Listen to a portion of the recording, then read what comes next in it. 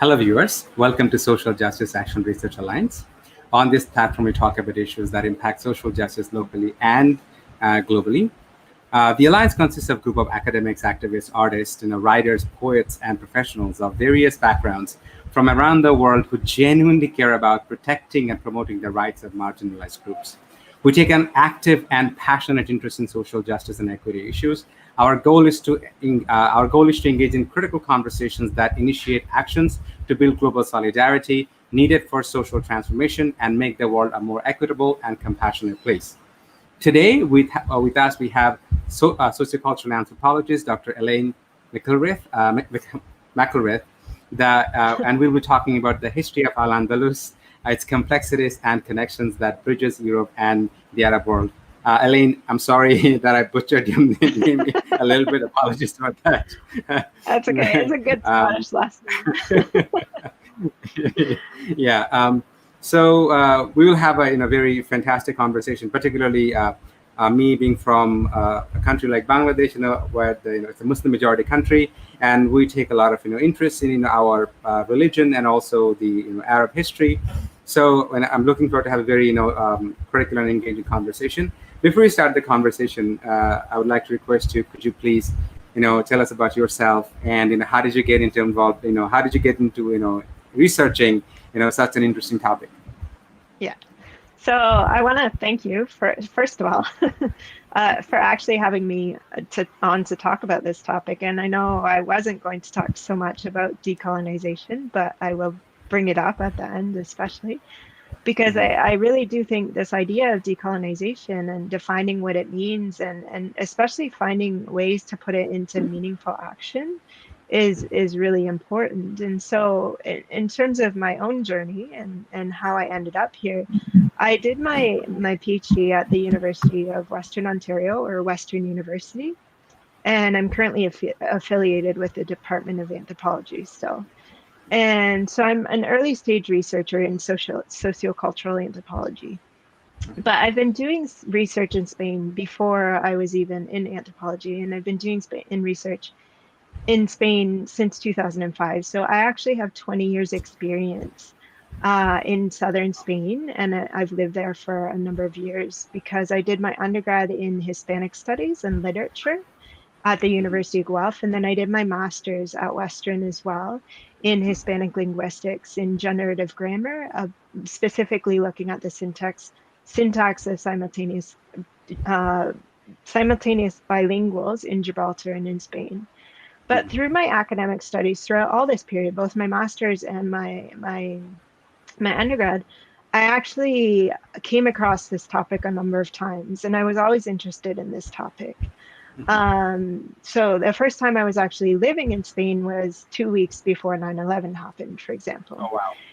Yeah. And so I kept coming across this topic. And so 12 years ago, I was very interested in the topic, and I got the chance to look at the topic. And particularly I wanted to talk about it because, similar to your interests, I was really interested in the idea of decolonization of knowledge. But I was framing it more in a way that it was this pressing need for the deconstruction of knowledge. So not so much in terms of decolonization, but the deconstruction of knowledge of the past and the deconstruction of historical memory and of understanding historical knowledge and understanding memory.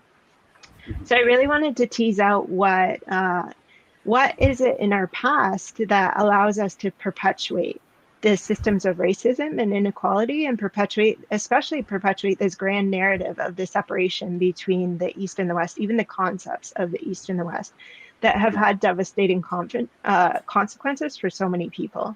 And so I was looking at how this history of Al-Andalus is being used in Spain, how it's narrated, and what it actually means to people in Andalusia. And so not so much looking at it as a historian, but looking at it in terms of historical memory. So trying to figure out whether it makes connections with the Arab world or whether it gets in the way of the way we narrate it, whether it gets in the way of a deeper connection. So I wanted to understand what it was about how people, or what it is in how people in Spain think about, talk about, feel about, share this past, and what might get in the way of moving or building a bridge that moves beyond neo-colonial power structures. So I didn't actually want to look at Al-Andalus as a history, even though I'm interested in that, or as a past. But I wanted to see how it presents itself today in Spain. So how people talk about it, how they refer to the connection that they have with the Arab world, and the characteristics that Spanish or Southern Spanish society have that they share with the Arab world and the Islamic world. So they find ways to relate it to contemporary life, and they use concepts like convivencia or coexistence. And I'll come back to this because it's not necessarily the translation of that word into English is problematic. The way they use it to think through contemporary behaviors, and they use it to compare and contrast and understand the world, and it's present even in some of their festivals and commemorations. So it's never just about the historical past and how the past is shaped today in the present, and how the present is shaped by the past. We also have to continuously question, because it's not only about the messages we receive about the past, it's about, of course, who publicly disseminates the official narratives, who determines the silences, who gets to tell and publicly disseminate the narrative. Most importantly, how does this past tie into our present moment? And then what agency we actually have to reshape it and what it means. Because it's not just important, or what's important is what is included and what isn't, and for what reasons, of course. So because the past plays a critical role in how we define ourselves, and I know you've talked about this in past talks, it's also about how we imagine. It determines how we imagine our possible futures to be. And so anyone involved in the struggle for decolonization likely has intimate knowledge and personal experience with this last part. And so I look at not only academic history, I look at private and public versions of this Andalusi past. So that's just my introduction of myself. Okay, Yeah. that's perfect. You brought up something incredibly important. That your research at a time when you got interested, and obviously we live in a time it's a very volatile time. Our root or identity and how we actually mediate with each other, particularly where we have people from different faiths, but we have to coexist peacefully. So, the time of your research is very, very critical. So, if you want to go into the, how do you, how would you actually look at the history of Al-Andalus, and we can take it from there.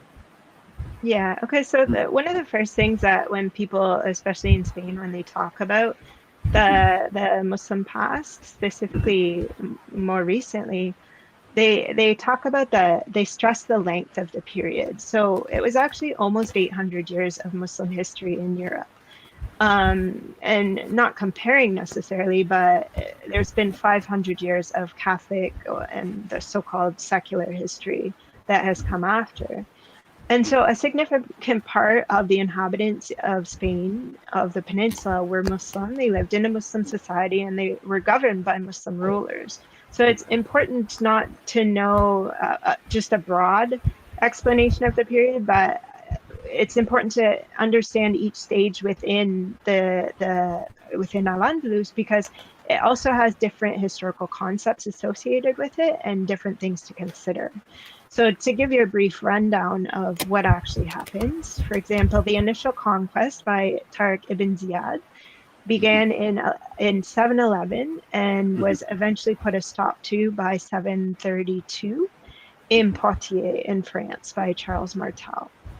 After that, of course, the Umayyad dynasty in Syria then fell in 750, and the grandson of the ruling sultan fled from Syria and established himself and established the Emirate of Cordoba in 752, and this was Abdul Rahman I.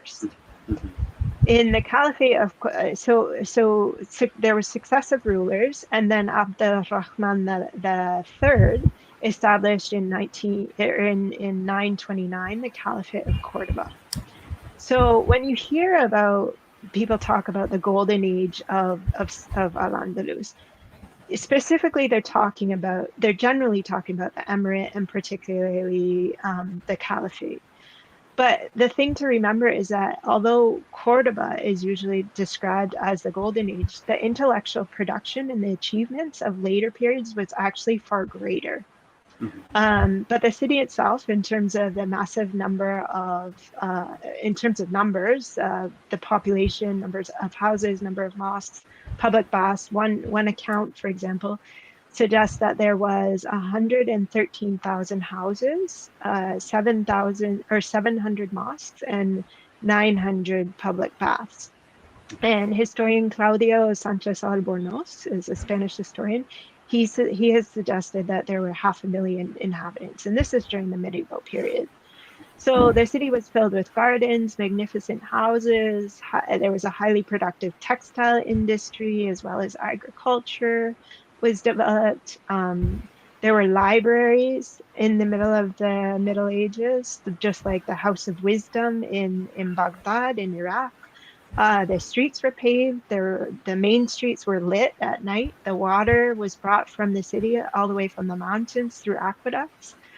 The Wow. Christian kings, yeah. So the water systems in Al-Andalus were absolutely incredible, and I Mhm. can go into that later because I mention it later as well. Um, they had the Christian kings from the north would actually come to Cordoba for operations, which did not take place at all in the medieval Europe, obviously. And they had the first university in Europe long before anywhere else in Europe. And of course, all three of the Abrahamic religions, Islam, Christianity, and Judaism, they frequented Abdurrahman III's court to discuss their knowledge. So this was a Jewish golden age as well, because in terms of the coexistence of the faiths or the convivencia of the faiths, Jews and Christians had much fewer rights than Muslims, but the Jews, for example, were much better off where they than the rest of Europe, where they were persecuted. And so I'll come back to this, but this idea that of convivencia can be described as simply tolerance, but it can also be more than that. It can be defined as a peaceful coexistence, but also a productive living together, or this idea of interreligious interrelation and actual exchange that benefits everybody, right? And so the Caliphate of Cordoba then fell. It broke up into city states or factions that were independent. This period was called the Taifa period, and they were called party kingdoms in English. But they were often at war with each other. But despite being at war with each other, if you can imagine, this was actually when Seville's golden age in terms of thinking and intellectualism took place. So if you've ever heard of Al-Mu'tamid, he was the third and last ruler of Seville, but he was also a poet and he was a thinker, and he has his own writings. So after the taifas or the party kingdoms, because they were so unstable, there were successive waves of Berber tribes that invaded from the northern part of Morocco. And the first of these was the Almoravids, so from 1086 to 1130, and then following that in 1170 was another tribe called Berber tribe called the Almohads, the Almohads. And then following this, established in 1238, was the Nazarid Kingdom of Granada. And this kingdom was more or less, obviously, it shifted through incursions and wars against the Christians out from the north. But the Kingdom of Granada lasted in southern Spain almost 300 years more than in the rest of Spain. And so this ended when little by little, of course, the Catholic armies took the north, from the north, took the territory through successive wars, culminating in the capture of the city of Granada. And when the city was captured, the Jewish inhabitants were expelled immediately. The Muslim inhabitants that refused to convert to Christianity were also expelled. But the last Sultan of Boabdil had negotiated terms of the surrender he negotiated these terms of the surrender. And so at first there was still a limited number of Muslims living in the peninsula. So this idea that the Muslim inhabitants were just expelled completely is not necessarily a historical fact, because there's actual historical narratives that people would tell me that, for example, would tell about the inhabitants leaving on a ship, taking the ship to another part of the peninsula, and establishing their life in another part, and just hiding who they actually were. And so there were still Muslims living in the peninsula, but eventually, of course, Islam was eradicated from Europe and from the peninsula. Oh, I think can you hear me? Yeah. I can hear you. Okay, sorry. Yeah, yeah, And yeah. so the inhabitants that actually converted to Christianity at the time, they were allowed to stay, but they were persecuted throughout the next century until many of them were also finally expelled from between 1609 to 1613. So this coincided with the end of the Umayyad dynasty in Damascus, of course, which was the caliphate in exile in Cordoba until 1031, and then the Abbasid, then it coincided with the Abbasid Caliphate and the Mamluk Sultanate. So that's basically my explanation of the history. Yeah. Wow. This is very oh my, it is indeed, complex. Like, one of the things that you mentioned, that the house of wisdom, and you Mm. differentiate between the terms la convivencia and tolerance, right? So Yeah. um, my in general understanding that tolerance is something that I want to avoid conflict. That's why I'm not getting actually involved into a fight. But there is an idea of acceptance. So the general historical narrative is that the golden age in Spain, or in Al-Andalus, where people from different faith coexisted together, and there was cross pollination of knowledge, as you have mentioned. The first university, the hydro system was amazing. There was public health care and all of that. So how do you differentiate between this, tolerance or acceptance? What do you look at it? How do you look at it? So I'm actually going to come back to that because I have a section specifically about coexistence or convivencia, and the problems that scholars present, as well as why there's people in Spain. There are people in Spain that the term has been romanticized, but there are people in Spain who also just believe it was a complete myth. And so I'm going to talk more about the differentiation of, okay, so what it means as convivencia as tolerance, or convivencia as, so if we can actually come back to that specific Hmm. question, and we can talk Hmm. about that question after I mention it, if that's okay with you. Yeah. Yeah, absolutely. One other thing, this is something, I mean, the time that you were referring to, the golden age, Mm. it has an interesting, coincidence. That is the time when in Europe, we call it the Dark Age, right? So in the Yeah. popular narrative, of Dark Age. So how do we, make sense of these two time, coexisting, or coinciding? One is Golden Age, the other one is, Dark Age.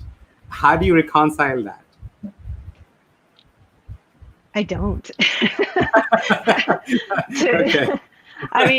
I mean, if the thing is that if you learn more about Christian Spain as Mhm. well, even if you learn more, there's books on, for example, I can't remember the title. I have it here, and we can put it up in the comments later.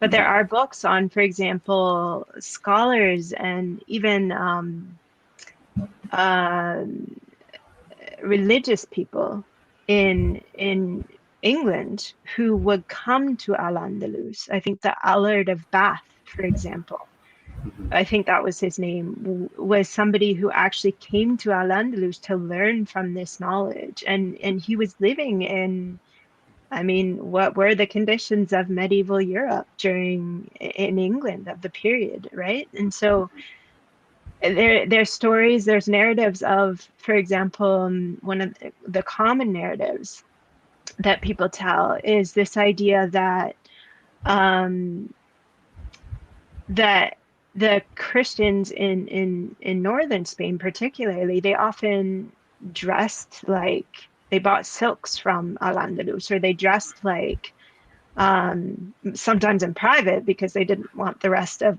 their community to know, but they dressed like the Andalusians, the inhabitants of Al-Andalus. Mhm. And so there was a massive amounts of exchange, and the fact that the borders kept changing also meant that the population on the Mhm. border Mhm. might have gone from being Muslim at one period, and the next day, because they were conquered, they had Mhm. to navigate their Muslim identity within a Christian Europe. And so there's an actual term specifically for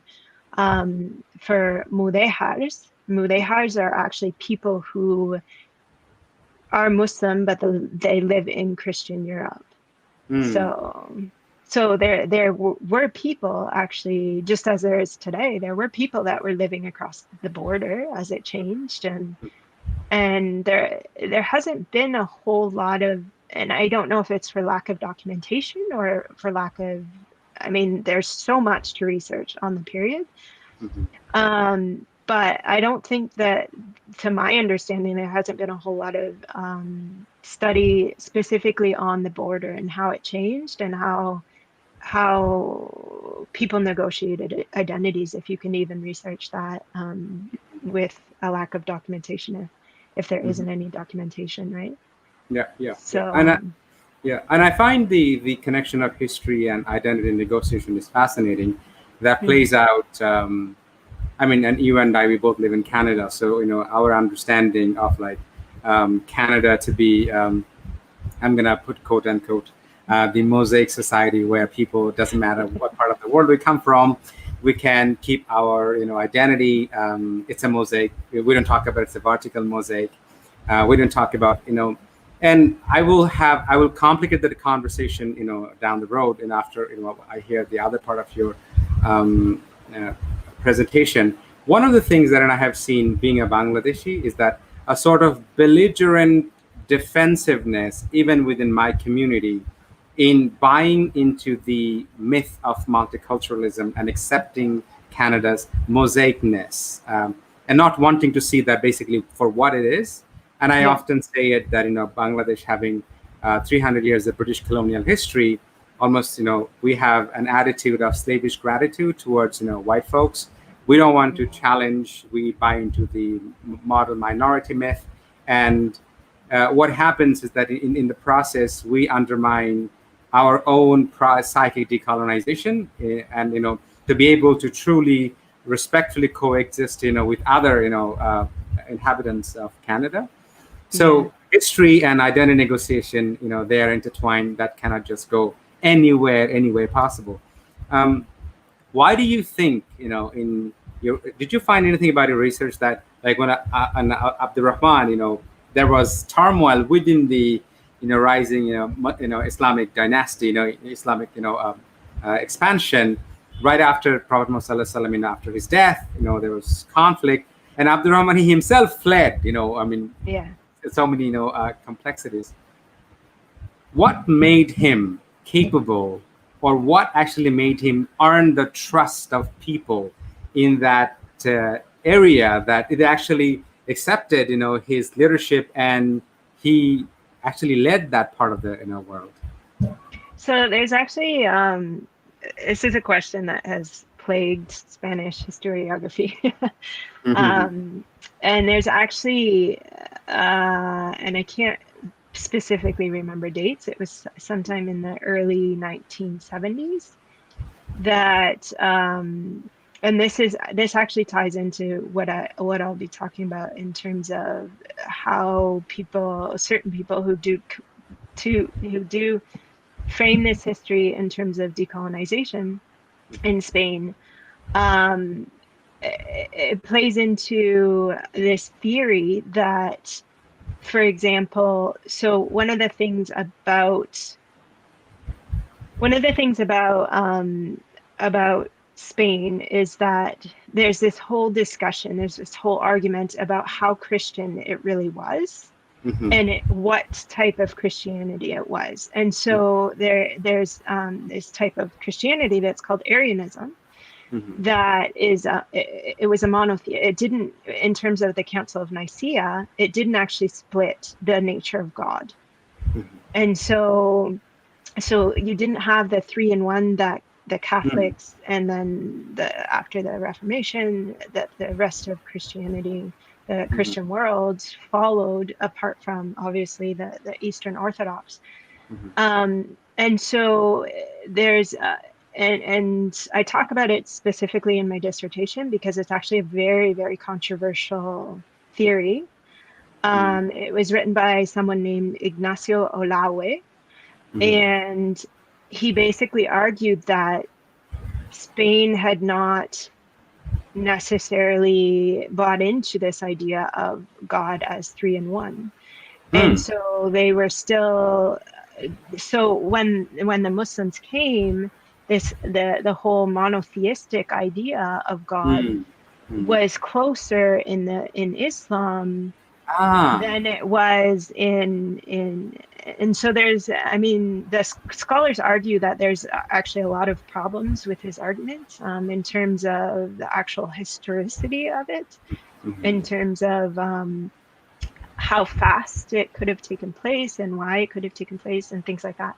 So the specific details of how he argues this, but that was kind of the main overview of his thesis, is that because Spain hadn't actually, that more people were sticking to this idea of a monotheistic religion, the whole idea of Islam as a monotheistic religion was closer to what they believed than the what the Council of Nicaea determined. Hmm. So, Okay. and it also, they also talk about, for example, when I talk about the Reconquest, this ties into the concept of the Reconquest.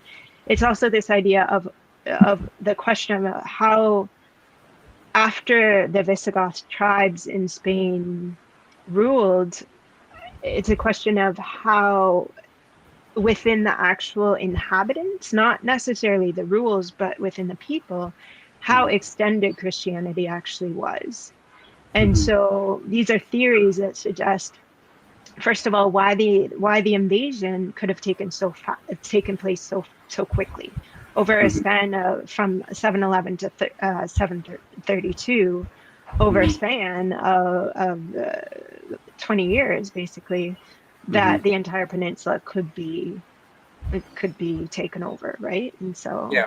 Yeah. so there's Eh, different theories in history, in Spanish history, that try and make this, or try and understand these questions, basically. and Visigoths in themselves are not essentially, Catholic, or they were a German tribe, They were, who. yeah, Yeah. exactly. So they were German tribes that invaded the peninsula after the fall of the Roman Empire in Hmm. successive different waves, and they Hmm. were, in Spanish history, actually, in schools, not so much now, but they used to make you memorize the 30 names of the Visigoth rulers, but never the names of, and this was, I mean, back in the Franco period, but they used to make you memorize the names of the Visigoth rulers, but never the names of the rulers in Al-Andalus. Wow. Wow. That is it just blew my mind. Because the Visigoths Um, were connected to yeah. the Romans. Yeah. Christian, yeah, Yeah. the And didn't Christian they? lineage. Yeah. And didn't the Visigoths ended up, killing one of the Roman emperors, subsequently? That's Possibly interesting. that I Yeah. don't know. This is fascinating. I mean, and I think, we will, and I would love to complicate the conversation right after, the second part of, Sure. presentation. Yeah. Hmm. Okay. So, talking about the cultural patterns and the traces of Al-Andalus that still exist in Spain, and specifically in southern Spain, in the region of Andalusia, which is the southernmost part of Spain. Hmm. I wanted to talk specifically about how the history is narrated. And I start with this because even to begin questioning what it means to decolonize a history like that of Al-Andalus, you first have to understand the way it's told, as we've kind of mentioned already, and how it's still told in certain circles and especially outside of Spain as well.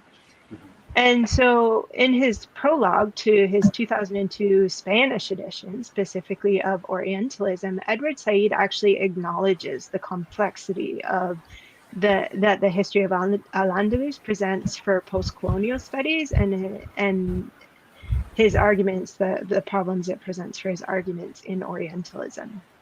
And so he notes that his description of Orientalism is one that was created from the outside. So it was created by external colonists, and it was this search for romanticism, among other things. It was a search for romanticism in the other. But Al-Andalus gave the inhabitants of Spain and the peninsula an intimate knowledge, understanding, and connection to Spain. This is what Said says. And so, in some sense, it's very different to other countries in Europe, and it creates this richness and complexity that kind of goes against Spain's participation as a European country in the colonial endeavor. So it's this different understanding of this concept of colonization by a foreign army, right? Um, but both inside and outside the academic study of history, certain narratives and concepts that have been connected to Al-Andalus, and of course with all histories, they're political and they're integrally connected to political ideologies. So particularly those about the very slow decline of the territory over the 8 centuries as a result of the Catholic push to take the territory. But these narratives weren't just reinforced by the actual historical event and how it was originally narrated. They've also been affected by, for example, the fascist dictatorship, which took place from 1939 to 1975. And it's had an effect on the production of research on the history of Al-Andalus. So the first concept that I wanted to use to kind of explain this is this concept of reconquest versus the concept of conquest, just simple conquest, right? And so the Christian conquest of Al-Andalus over 700 years is seen as an ongoing process by certain circles. And so it's a historical narrative that argues that it was a rightful taking back of the land that was already Christian, which I kind of mentioned. I mean, that was a good introduction to this narrative. And so there are the people who share this narrative, they believe that the ideology of the Catholics that started to take the territory in 722 is actually exactly the same as the ideology that they had in terms of what they were trying to accomplish as the people. It was the same as the people 800 years later, which an ideology that lasts 800 years is questionable in itself, right? And so, in fact, some people, such as Asnad, the former right-wing president of Spain, the people that construct the history in this way, they even frame the Reconquest as a successful decolonization of a Christian territory that becomes Christianity. That because Christianity was present at the time of the invasion, as I mentioned, the Christian inhabitants were then victims of a Muslim colonization. So in my work, I've argued that there's actually two oppositional poles to the telling of the history of Al-Andalus. So first of all, the one that we're talking about today, so Spain and the Arab and Muslim world being entwined, which means that Europe and the Arab Islamic world are also connected. But then there's this opposite narrative to this whole idea, of course, that the East and West are mutually exclusive, that they're antagonistic. But both of these narratives can actually be orientalized in different ways. So the historical narrative that tells the history of the Reconquest is very much tied to right-wing political ideology that privileges Spain's Catholic history over the history of Al-Andalus. And the demonization of the Muslim past was very much a part of the fascist dictatorship of Francisco Franco. So the way you construct the historical narrative often coincides with either the political right-wing discourse or the left-wing politics. But I argue that between the poles, these oppositional poles of defining the narrative, there's also a spectrum of historical narratives about events and life in Al-Andalus that form the memory of Al-Andalus for people today. So when it's constructed as a reconquest, it also stresses that because Al-Andalus, as a Muslim territory with Muslim inhabitants, was created out of an invasion of Muslim armies, non-Spaniards that are Muslims that have historical connections to Spain don't have any rights in contemporary Spain. And one would think, okay, that makes sense. But these have come to have political implications with certain rights today. So, for example, the Sephardic Jews were actually granted citizenship. Even if they hadn't actually set foot in Spain, they've been granted citizenship. They can apply for citizenship as of 2015. And at the beginning, there were 40,000 applicants. But within even the last year, there's been 132 applicants. But if you consider that in terms of there are families living in Morocco that tell their family history as being expelled from Spain. These people are referred to as Andalusies, so original inhabitants of Muslim Spain, but they aren't granted the same rights. And so there's this discussion and debate going on as to what this actually means. And part of the argument is that the Sephardic Jews were there before Muslim Spain as well. They were part of so-called Christian Europe before Muslim Spain. And so I argue that both the oppositional poles as well as the spectrum of narratives are either what allow for a bridge to be created between Spain and the Arab world and seen as a connection, or it gets in the way of the connection and it reinforces this distinction and separation between the two. So the Reconquest is the one very obvious example of this part of history that's specifically connected to political ideology that you could say needs to be decolonized. And because of how complex historical narratives and memory can be, this idea of finding ways to narrate the particular history in ways that are free from objectivism, as you've talked about, or a particular ideology, it can get lost in this complexity. But one of the more obvious examples that need to be deconstructed, many historians in Spain actually now argue that this should be detached from the ideology, so that it should just be referred to as a conquest. But as I was told during my research, even those who don't ascribe to the ideology and who are against it and don't want to use the term reconquest, they still use it out of what was told to me as they use it out of laziness.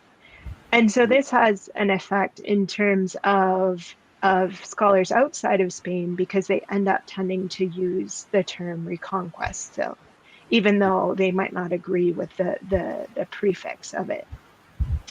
And so in terms of Orientalism, how I question how this was complex in terms of Said's idea of complexity, right? And so because Spain, we all know that Spain has a colonial past, an extensive colonial past in Latin America and the Caribbean, in Equatorial New Guinea, in Africa, and in Western Sahara, in the Arab world, in Western Sahara and the Protectorate of Morocco. The Protectorate in the Arab world, their colonialism and their experiences was actually very short-lived. The Protectorate of Morocco was only 44 years long, and I'm not minimizing it by any means, but because they both had horrible consequences. And then Western Sahara lasted for 92 years. But during British and French colonialism, southern Spain was actually orientalized by the French and the British, although not in terms of the brutality. And this I'll come back to. This is actually really important. So the history of Al-Andalus and its spaces, such as the Alhambra in Granada, the castle, the Muslim castle, were orientalized in the Romantic period. And southern cities in Spain, they provided this Oriental landscape that were equally romanticized. So southern Spain, where Al-Andalus existed for almost 300 years longer, there was much more of a visible and observable influence, right?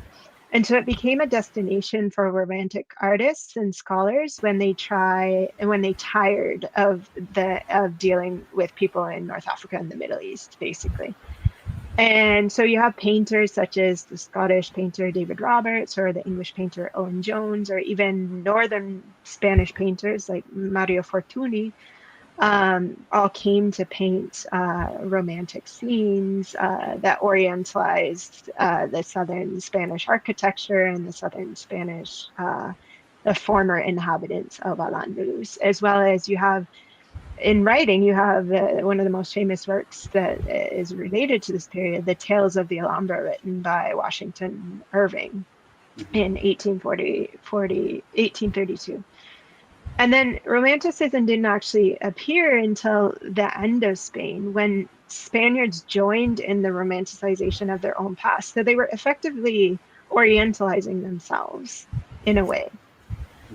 And so there's actually a well-known phrase in Spain that is used often in a derogatory way that's attributed to French romantic writers that says Africa begins in the Pyrenees, and the Pyrenees are the mountains that divide France and Spain.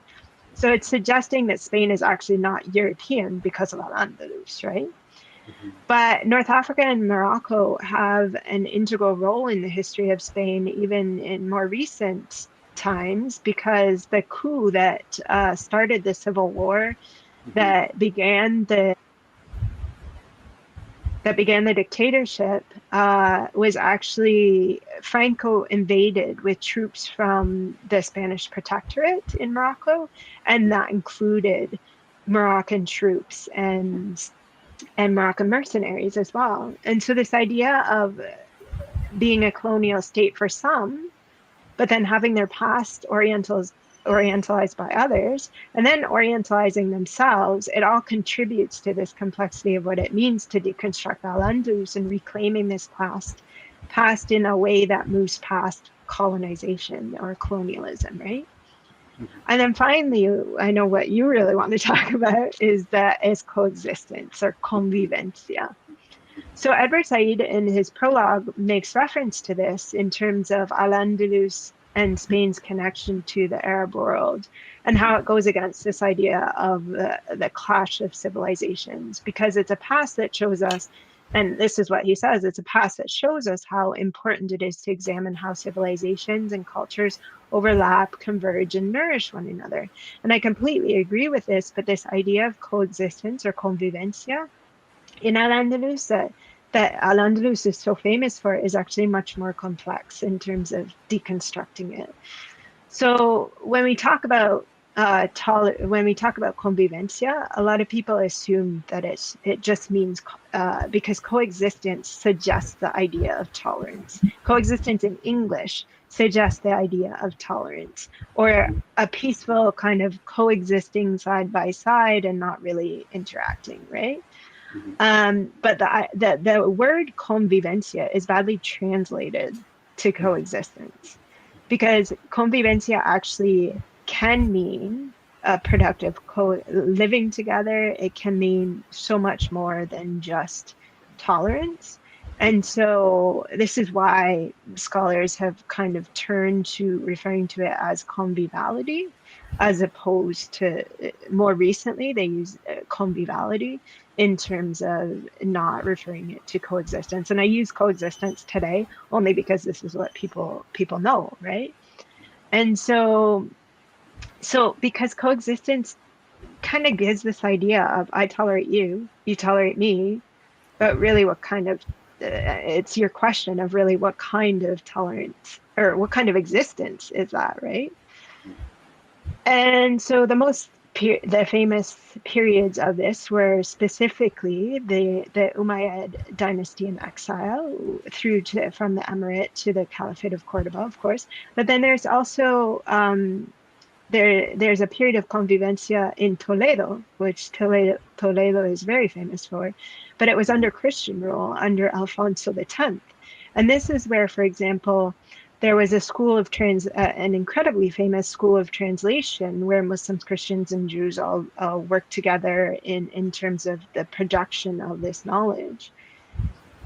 And so, as an aside, and I find it really interesting that that you've talked about how you talked about with Dr. Naomi Shireen about how Hmm. there's this lack of translation of indigenous knowledge that the rest of the world doesn't know about. Hmm. But it's interesting that one of the most important things that the Arabs and the Muslims in and the people living in Al-Andalus, not just the Muslims, one of the most important things they did during this period was translate all kinds of knowledge, right? And so they mainly talk about the Greek and Roman knowledge, like Aristotle, and that they translated from Latin, but they made it more accessible, and then they analyzed it and they commented on it. They put it in forms that could actually be shared with the rest of the world for people who didn't speak the languages that it was originally written in. So this is all argued to have created this distinctive consciousness of tolerance in Andalusian society today. But what is it? What's problematic about it, right? It's extremely difficult to deconstruct. So first of all, among scholars, the concept convivencia is criticized mainly because it became one of the main focuses of research in the 1980s and 1990s, after, where there was a boom of interest after the dictatorship in doing research about Al-Andalus. And so it was assumed to be a characteristic, it was generalized and assumed to be a characteristic of the whole 800 years, almost 800 years of Al-Andalus. But it became the only thing that people understood about Al-Andalus. And so it was romanticized and orientalized, right? Um, so this period was not necessarily marked entirely by peaceful coexistence, and it was framed as if it was the only point in Spanish history that coexistence has ever taken place. But the thing to know is that in the attempt to move away from this, researchers are now framing Al-Andalus more in terms of its barbarity and violence, which is also very problematic. So we have to keep that in mind as well, right? And so another reason that it's criticized is because it's been narrated as what is called the three cultures, as if each religion, the Christians, the Muslims, and the Jews, each had a different culture, when in fact it was one culture that they all shared, which was the Andalusi culture, despite the fact that it was under Muslim rule, right? So everyone spoke, wrote, read Arabic, for example, as just one example of a sharing of culture, right? And then finally, the last criticism is that even though there was coexistence, they lived in different neighborhoods. So in Spain, when you go, the people know which was the Jewish neighborhood, which was the Muslim neighborhood. And so people use this to argue that, or scholars use this to argue that the interaction that took place happened more in the courts and not necessarily under the people. But what I would say to that is, this information comes from written documentation. Obviously, nobody that we know has lived during Al-Andalus, and the lives of regular people were often not narrated. So you have to question that, right? But amongst people in Spain, for example, the historical concept, this idea that convivencia was a unique part of Al-Andalus it's still romanticized in some ways, especially, for example, or particularly examples that were given to me when it comes to racism. People that have experienced racism, they often see Al-Andalus as kind of the better days, right? And so they imagine that Al-Andalus and its convivencia was better than what it's like today. And not everybody believes this convivencia, this idea to be, they believe it to be a myth. Some people actually believe it to be a historical myth that was invented, or if it did take place, it happened between wars, right? And just as a kind of like slow down and preparation for the next war. And so they argue that the interaction when it took place was simply existing in the same place, or it wasn't actually a productive togetherness, right? And so one person actually explained to me that people use this as a way to explain what they hope for the future, even if it was a myth. It's a way to explain, it's become a way to explain what they hope for the future, more so than what actually happened in the past. So it's become this guide for ideal behavior or call to action. And I'll come back to this because I mean, some anthropologists argue that this is, I mean, even if it is a myth, it's a good myth, right? And so it's used as a gauge to consider intergroup relations between religions, especially in Spain and around the world, really, this concept of convivencia, right? And so I'll leave it there. And Yeah, yeah. I've got so many questions to actually, unpack the second part of it. I mean, you mentioned about translation of knowledge. It was the Arab scholars, and if they didn't translate the work of Plato and all the other Western philosophers and the scholars, the knowledge would be gone and lost.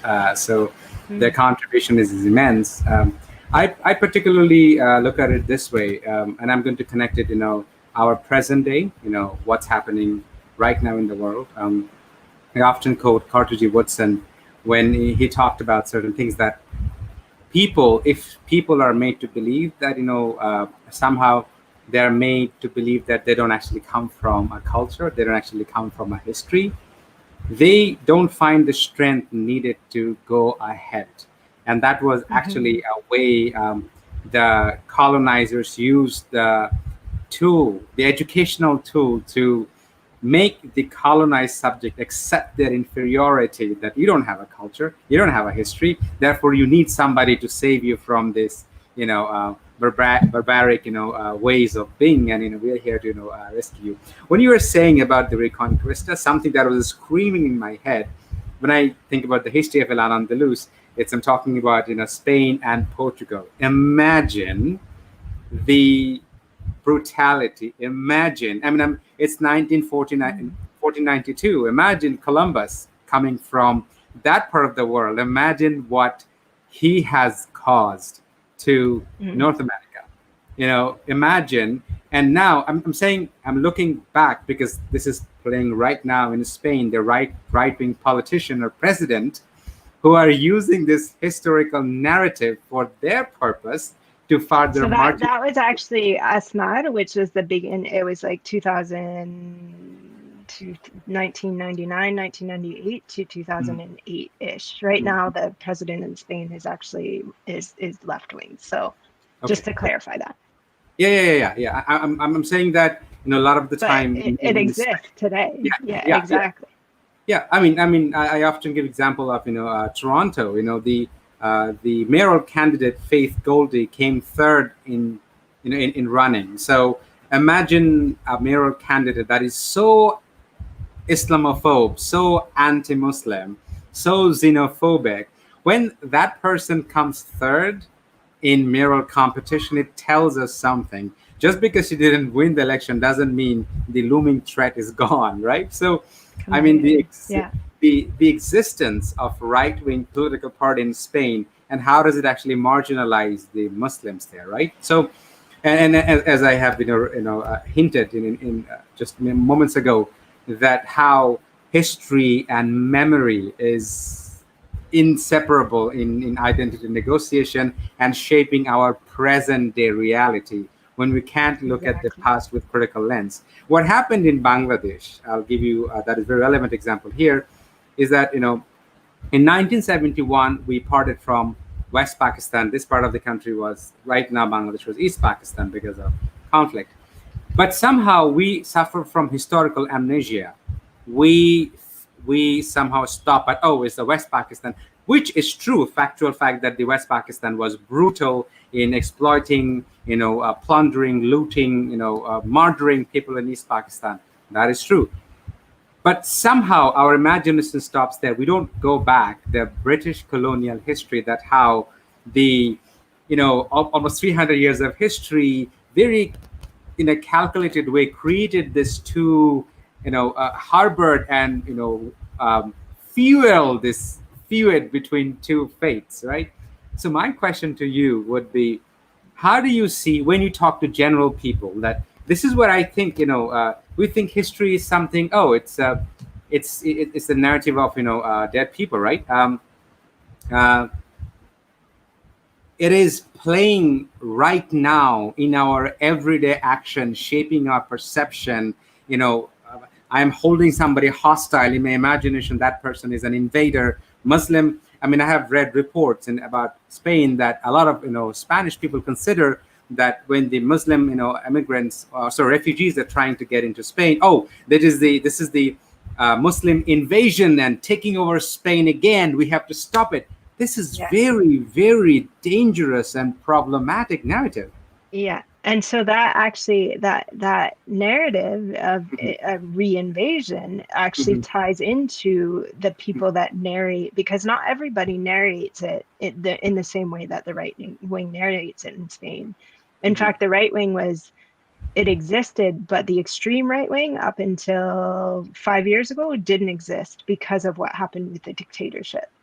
mhm, It existed. It was just tied in with the right wing party, mhm, and so it is extremely dangerous.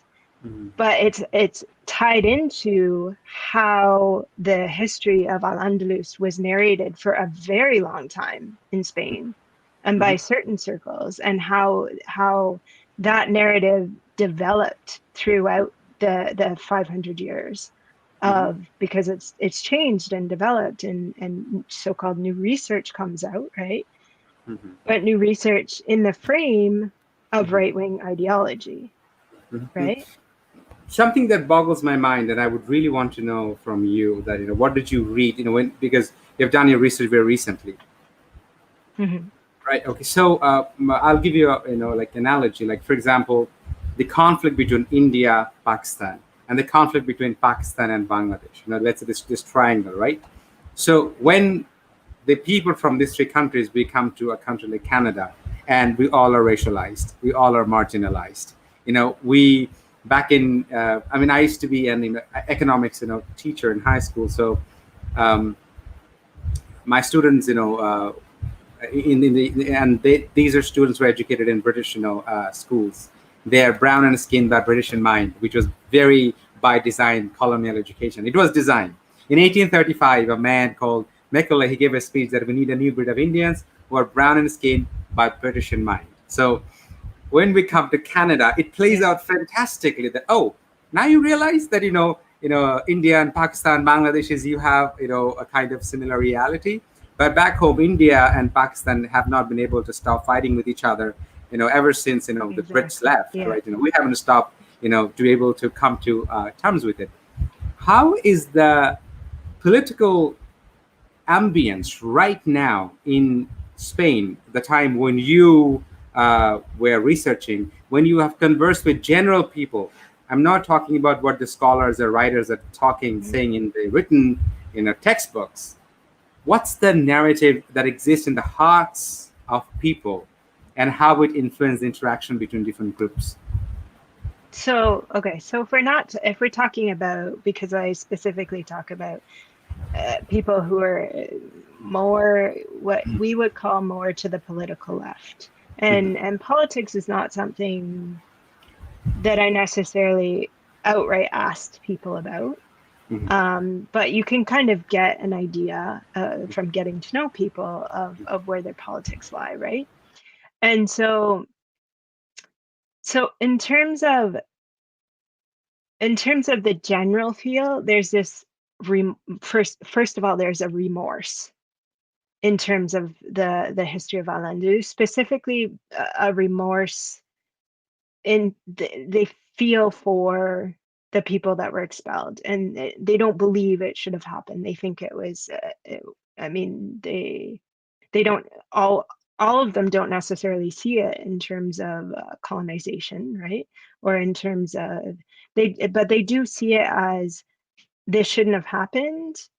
um and it's really sad that it happened, and it's really sad that we lost this.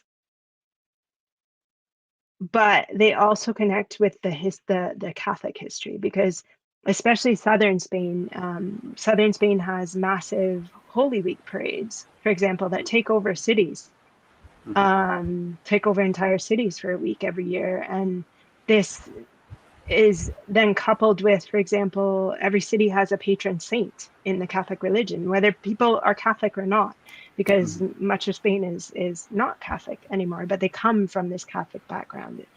And mhm, so there's this connection of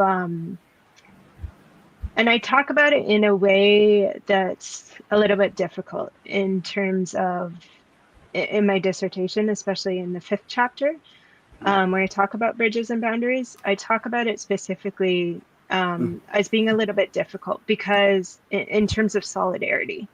So it's almost like they have this feeling of solidarity with the people that were expelled because they do believe that the inhabitants, and this is a broad generalization, of course, um, that they believe that the inhabitants were,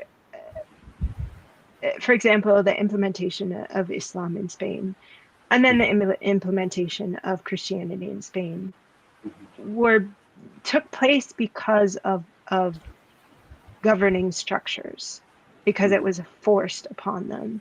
And so they see it as in terms of what's called the pueblo in Spanish, or the community, the general people, the general inhabitants, and how they see it as these people generally did not necessarily change over these periods. There's this underlying structure of people that just suffered what was going on politically, and that in terms of religion, in terms of governing structures, in terms of everything. And so it's really it ties into this idea of Andalusia being really tolerant towards all types of people, and that's a whole other conversation. But um there is this solidarity with Al-Andalus and with the history of Al-Andalus that has grown exponentially since the dictatorship. And people tell about, for example, they tell in private conversations, they talk about their own connections to the history. For example, in terms of things they know in terms of agriculture, or for example, I talk to people who would talk about how being from the country and seeing their father come in to wash their hands after working in the field, and they would wash their hands in terms of as if they were washing their hands in terms of voodoo. Yeah. And so there is a connection there, but I'm actually going to talk about how that connection, the arguments that, for example, people who actually talk about decolonization, I'm going to come back to this. The people who actually talk about decolonization, who I call either the critics of the official history or activists, I'll come back to that because there's a specific way they have to narrate they not have to, but they personally narrate the history that allows for this that allows them to understand this connection, because it's not even necessarily creating a connection. The connection is already there for many people. Many people see a North African and they're like, hey brother, like so yeah. And so it really it depends on the person. And I specifically talk about how I personally found in my research that people who either knew that their family was from the north and had immigrated to the south at one point in time generally tended to feel like they were more connected to Europe, whereas people who had a longer familial history and genealogy in the south, it was narrated and seen in a different, this connection was narrated and seen in a slightly different way. It didn't avoid the fact that they feel European and they know that they're European because of the geopolitical boundaries that exist today. But there is this connection. So I don't know if that answers your question.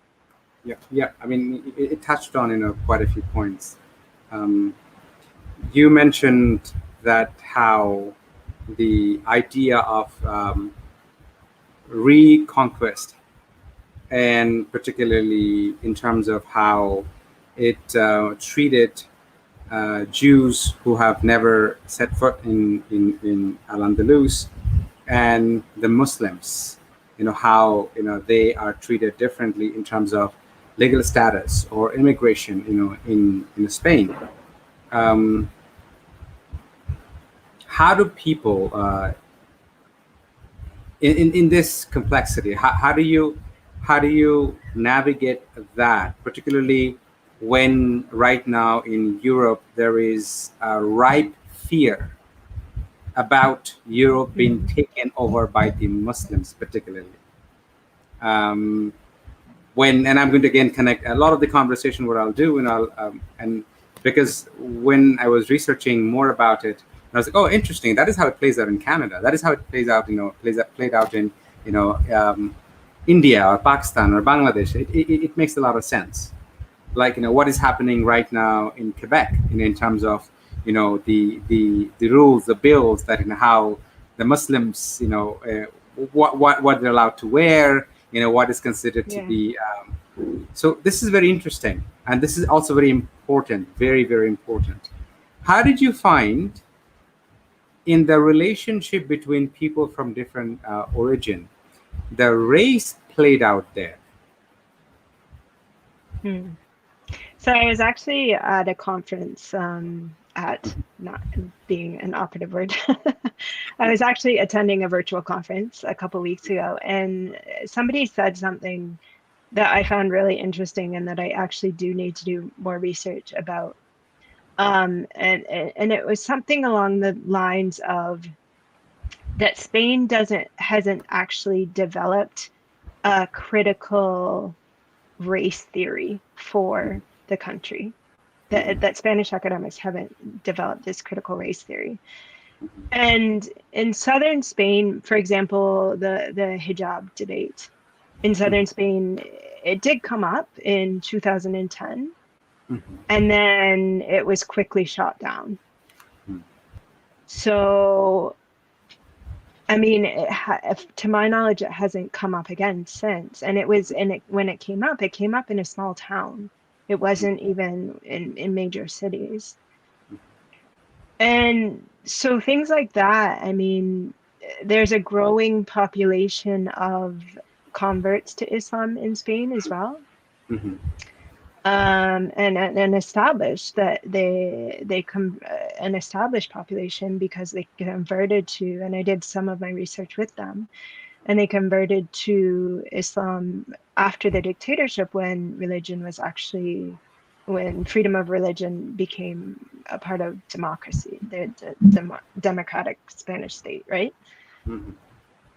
And so I'm really critical in terms of racism, in terms of, for example, a lot of Spanish people don't necessarily have close Muslim friends, but that is similar to Canada. It's similar to the States. It's similar to even in Britain, right? And so again, you come back to this if you talk about convivencia, you come back to the question of, okay, what kind of coexistence is this actually, right? Mhm. Yeah, yeah, yeah. But And in Spain, you have to remember that the Muslim population is actually very limited. So it's not necessarily even comparable to, for example, France, where there's a huge Muslim population because of the colonization of Algeria, Mhm. or Britain because of the colonization of many parts of the southeast eastern or Southeast Asia, and because of the Middle East, right?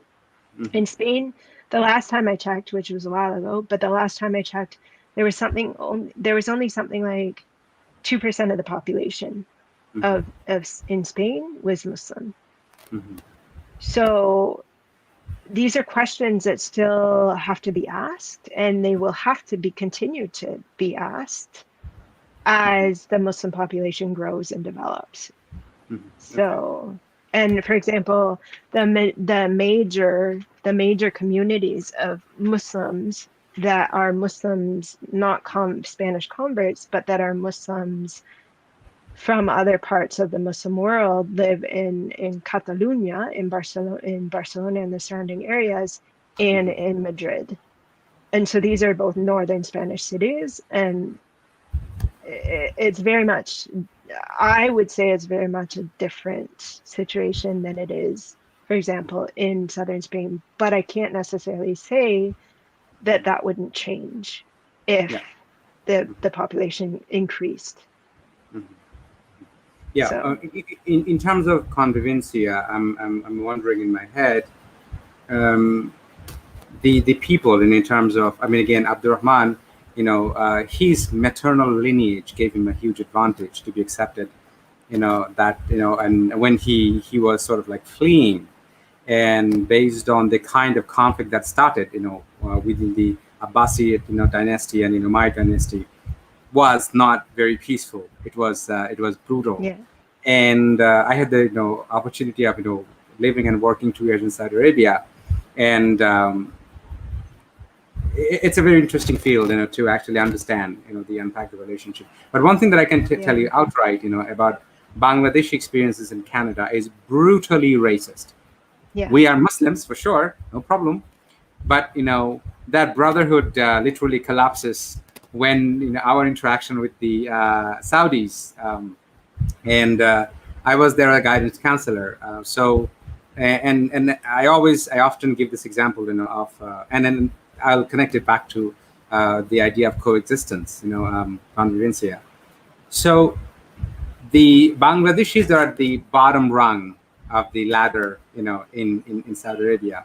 We are the yeah, laborers, cleaners, and you name it, and subject to a lot of police brutality. So a lot of the times, let's mm, say I'm walking on the street, and a police car would pull, and they would ask me for my work permit, equivalent to what we call in Canada carding, right? But what's fascinating? I understand Arabic to be able to go about my day, and also to answer to the extent that, actually, because I was living there, I was functioning there, right? But I would never answer the questions of police in Arabic. The moment I mm, would answer them the question in English, immediately they would assume me to have a certain socioeconomic background, and they would tell me, "You're free to go." Just the answer that, oh, so that made me think a lot about race and understanding diaspora and identity. Now, I'll connect yeah, it back to convivencia in terms of um, the British history, that during the Second World War, we fought on the side of Brits against the Germans, right? So practically, people who have, during the Second World War, bombed Britain, the Nazi soldiers, their grandchildren can very conveniently walk in Britain or Canada or that part of the world and welcome and accept it and all of that. But it's interestingly, in the British colonial history, when we were fighting beside the Brit against the Germans, we had some kind of fake unexamined hope. Perhaps we will be treated fairly, but yeah, that never ever happened. How is it connected to convivencia? Is that we're talking about three different faiths, and also we're talking about geolocation. If we think about the mm, Moors who are converted to Islam, the Christians and the Jews, they might have had different faith, but they all are monotheistic, essentially. And their culture, the ways of living, Islam does not in any shape or form deny the religious acceptance of Jews and Christians. In fact, you cannot be a Muslim if you don't accept the religious faith of Jews and Christians, right? So I think it's very badly romanticized, and I think, like you said, is, yes, it's a good myth, but also that good myth cloaks us, giving sort of understanding that if we actually have known, if we actually look at the truth, reality, with fearless critical lens to understand for what it is, yeah, perhaps we'll be better informed to build a better solidarity and create a consciousness not based on fictitious romantic some kind of past that once again shoots our dream and gets us into the that's my observation about yeah. And conversation. this is exactly the criticism that both scholars and people living in Spain have had specifically about this idea of convivencia, right? Because they understand that if they see it as a myth, Mhm. what does that mean? If it's just a story that we tell ourselves, what does that mean for our lives today? And exactly as you say, I Mhm. mean, a good myth can guide us in the right way, but it Mhm. can also guide us in the wrong way if you Mhm. think about it in the wrong way, right? Yeah, Because yeah. it's just a story. Yeah, yeah, absolutely, absolutely. It matters the story. That story is the world, right? So Yeah, we have to be very careful not to look at the story so naively. If we go to the for next part of the sure. presentation, please. For sure. Okay, so the next part that I wanted to talk about, and Mhm. I know that you're really excited to talk about it, is the contributions of the Arab world and the Arab Islamic world to through Al-Andalus to the Western world today. And this is something that not a lot of Western people living in the Western world are either taught about or they know about, and or they don't put a lot of thought into really if they do know about it. And so after the dictatorship, there was this boom, right, of research on Al-Andalus that focused on the extensive contributions because they were really extensive. And I'm not even going to talk about I'm going to talk about a minute part of these contributions because, for example, there's a brilliant exhibition that was developed in Britain, and they had it housed at, I don't know if it's still there, but they had it housed for a long time at the Science Centre in London, that was called 1001 Inventions. And they talk about a whole lot of these inventions, and they have brilliant books and products that you can actually purchase that gives you more information about some of the stuff I'm going to talk about today. So after the dictatorship, a lot of this research, there was a boom in the research on Al-Andalus, and often focused on these contributions. And the period was known for this massive increase in cultural and intellectual production, in contrast with what you asked about in terms of the Dark Ages, because there was a stark difference because in Europe in the Middle Ages there was this extreme lack of science and learning, and a denial of this knowledge for a long time by many people, right? And so there were advances in science and literature, and there was this flourishing of knowledge that came from the classical world, but not just the Greek and Roman world, also the Persian world, and the knowledge that the Arabs collected along their trade routes, including the Silk Road, right? And so, in terms of social practices, things like cleanliness and the importance of washing was brought to Europe. They brought aromatic soaps, for example. um, they were masters of trade in terms of import and export, where they established the science of an ecological balance to agricultural practices. They brought fruits, for example, such as bananas that came from India through the Arab Islamic Empire, and they were introduced into Europe by the Arabs. And a lot of people think this is a product of Latin America, but it actually came from Latin America and came from Spain, and has now become one of the most important products in Latin America. The Andalusias in Al-Andalus, it established the staples of the Mediterranean diet. And there's a lot of fad going around about how the Mediterranean diet is the best diet, right? And so they actually established the staples, and these haven't changed since Al-Andalus. So things like flour and legumes like lentils and chickpeas and fava beans or olive oil, vinegar and honey, almonds, chestnuts, figs, dates, all of these things, not all of them were necessarily brought by the Arabs, but they became staples in the Andalusi diet.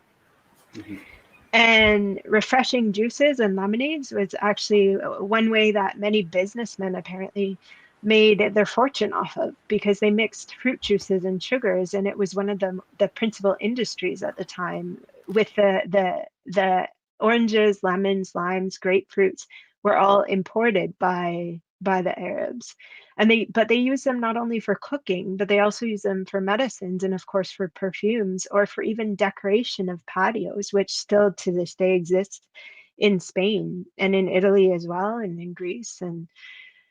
And the spices, all the spices that are used in terms of uh, gastronomy in Spain, such as cinnamon, was brought by the Arabs, and the rice, for example, was brought from China at the beginning of Al-Andalus, and it was a luxury food. But the irrigation systems that the Andalusians developed allowed for its intensive cultivation, and it became an important part of family celebrations. And fish and chicken, different types of meat were added to it, as well as the spices. And this could actually be the origin of what's known to be a famous Spanish paella.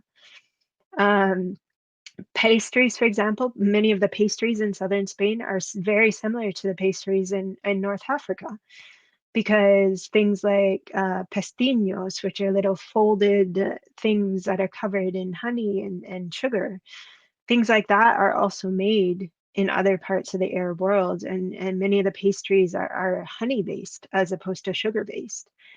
And even the three-course meal that the Brits, for example, they seem to claim, but this is actually created in Al-Andalus.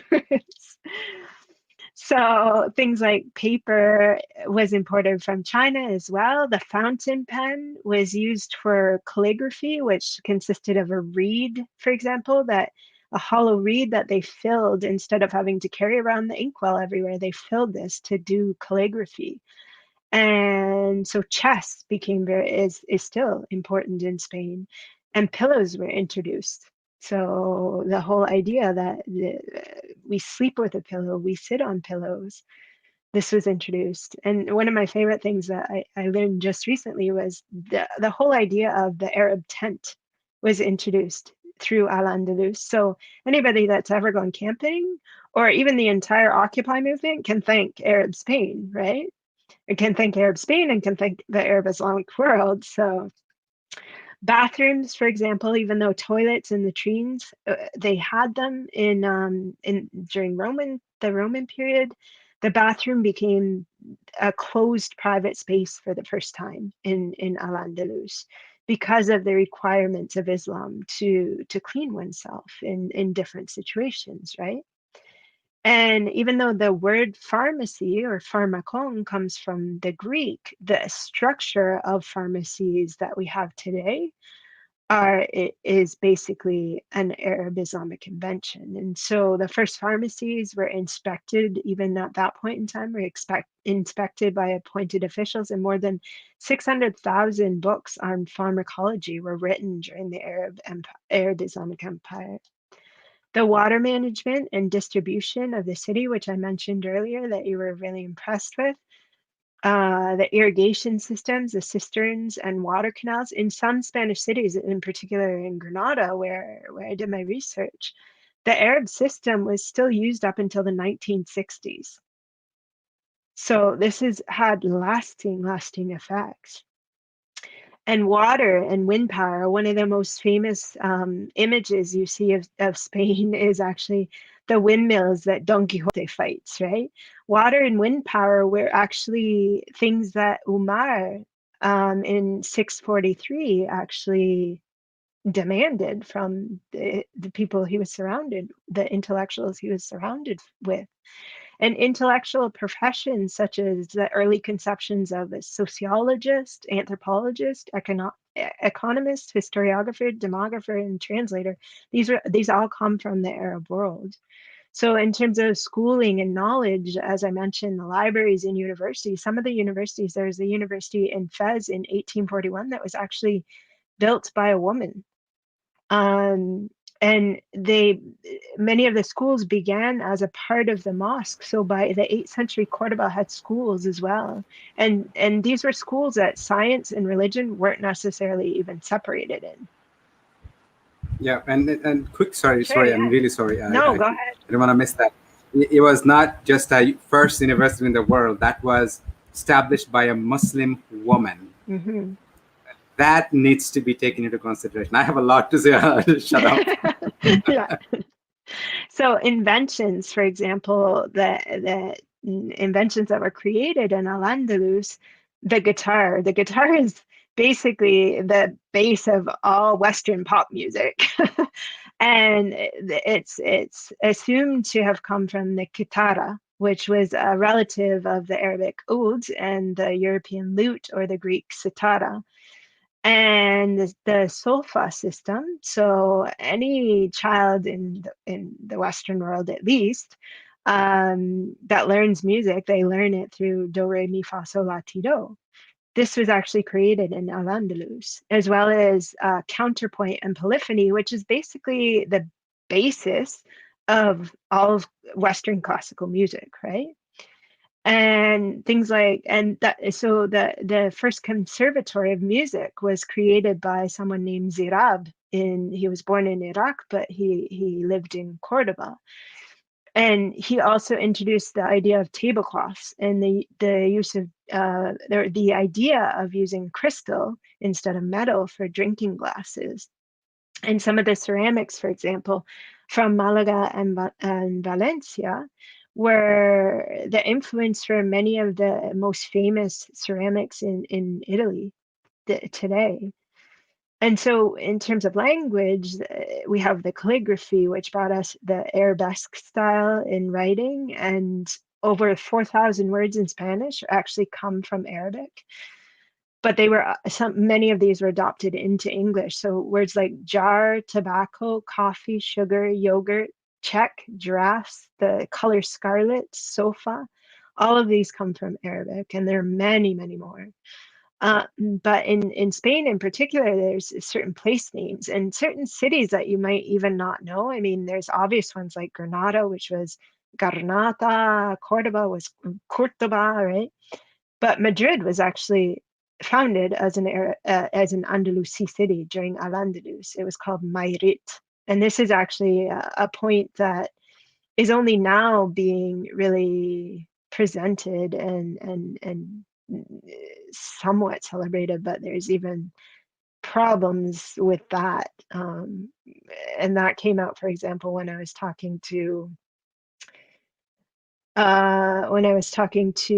historical novelists who write fiction that's based on their own interpretation of history, right? And so, in terms of science, science was developed to new heights in the Iberian Peninsula that the Iberian Peninsula had never seen, and Europe had never seen. Things like syrups in medicine were developed. With Maimonides, for example, was a Jewish scholar that recommended eating sweets for their health and for the digestion of different nuts,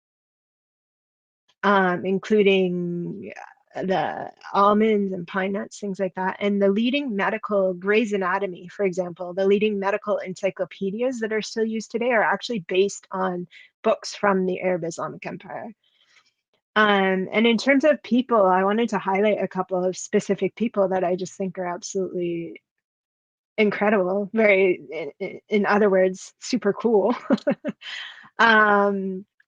The Abbas ibn Firnas, for example, in the Emirate of Cordoba, he was an engineer. He was the first person to ever attempt human flight. So the Wright brothers got a lot of their ideas from his work. So first, apparently, this is the narrative goes, is that he attempted to fly off the top of the minaret of the Cordoba Mosque with wings that were made with wooden braces. And of course, that didn't work. And so then he attempted to fly off the top of the hill with wings made of silk and eagle feathers. Of course, that didn't work either, but still, he was the first person to try it. And he was the one who actually manufactured the first glass that was made from sand and stone for the drinking glasses that Zirab really promoted. And he also, I thought this was super cool, is that he constructed a planetarium with artificial clouds, thunder, and lightning in it. And in terms of medicine, there were massively important advances. Just the fact that they were doing complex surgeries in the time when Europe, for example, they might have just tried to or decided to chop somebody's leg off because it was broken, thinking that that was the best course of action, right?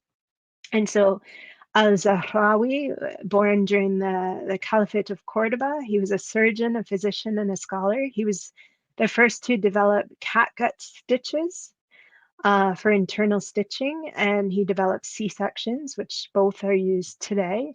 He discovered paralysis from spine fractures, developed medical instruments, and the tools that doctors use today are still based on his designs. He wrote over 30 volumes of encyclopedias about surgery and medicine, and he's argued to be the greatest medieval surgeon of the Islamic world and of all of the Middle Ages. So he did dentistry. He described even beauty care, gums and bleached teeth, and he described things like nasal sprays. I was astounded because he described things like suntan lotions, mouthwashes, hand creams, and hair dyes.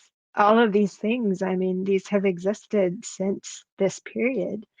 Ibn Zur, who was born during the Taifa period, or Aben Suwar as he's known in the Western world, he was one of the most well-regarded surgeons in the Arabic Islamic Empire because he improved on al-Zahrawi's tools. And so he added a diamond, for example, to the end of a steel rod to improve a surgical drill. Ibn Sina, for example, even though he wasn't Andalusi, he was from Uzbekistan, he was Persian, he was the first to talk about the prevention of diseases instead of just the treatment. And he talked about the use of herbal medicines, and he designated and defined biologically active points of diseases. He was one of the first to talk about contagious illnesses. So something we have recently learned very well. He was the first to designate an entire method to establish what we know as the quarantine. So he didn't actually invent the idea of self-isolation because that was already in use, but he invented this period of 40 days to ensure that a person was no longer contagious. He described and performed tracheotomies. He did post-mortem autopsies for the first time. And his work, he also talked about described pulmonary or blood circulation for the first time.